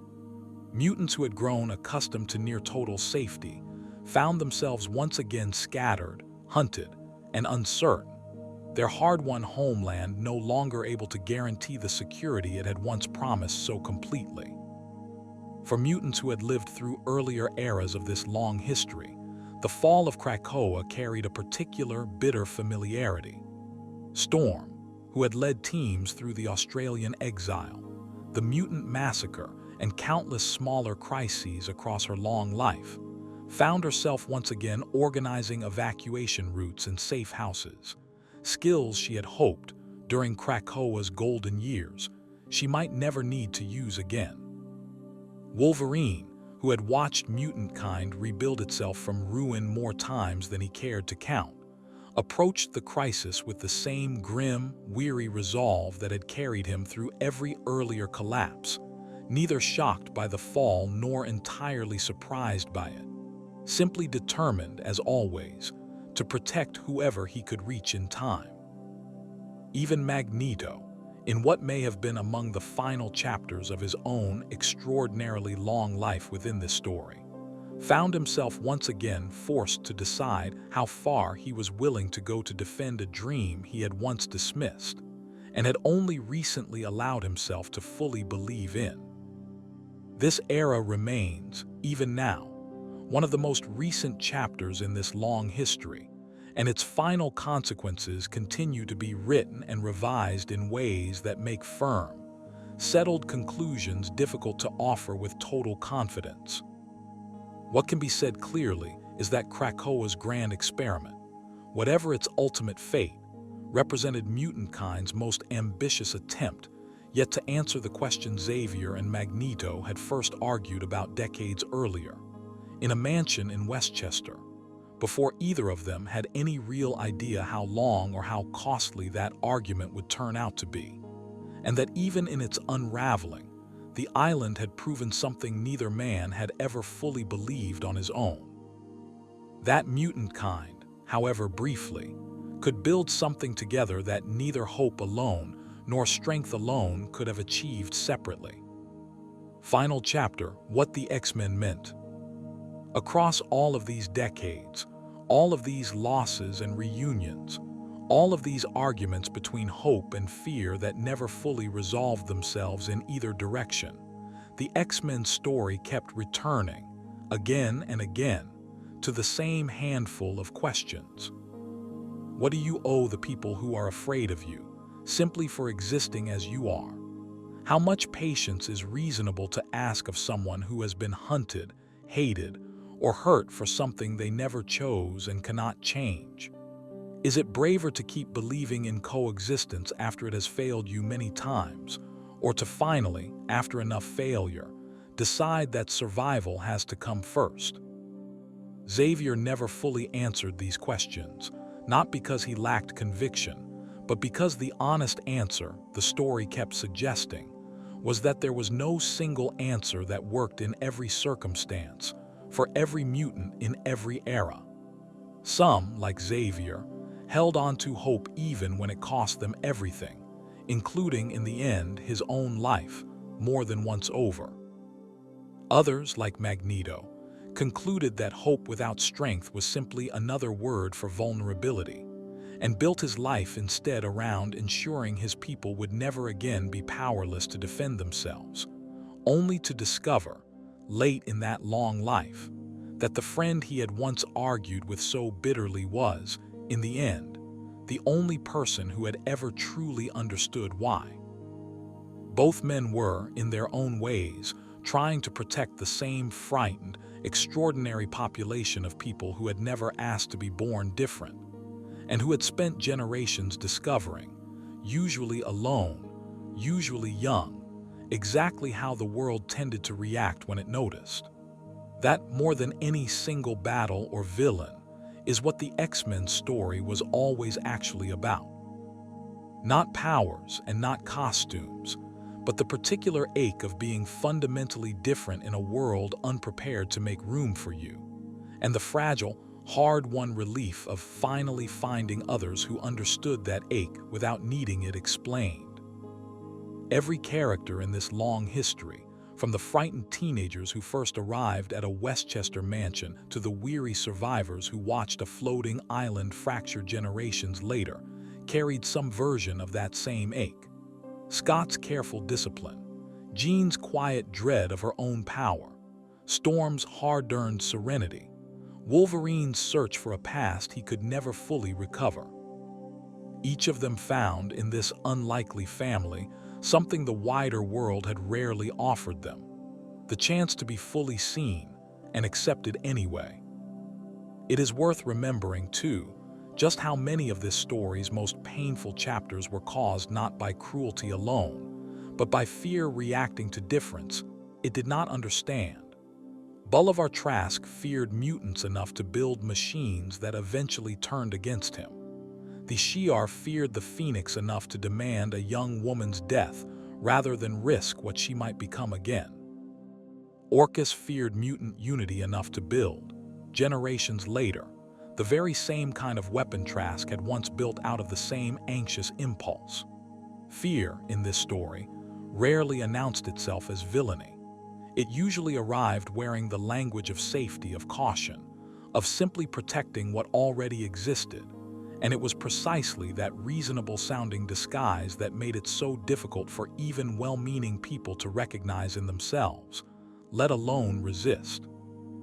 And yet, threaded all through the same history, there was also this: mutants who found each other again and again across decades and continents and species-wide catastrophes, and who chose deliberately to build something together rather than face all of it alone.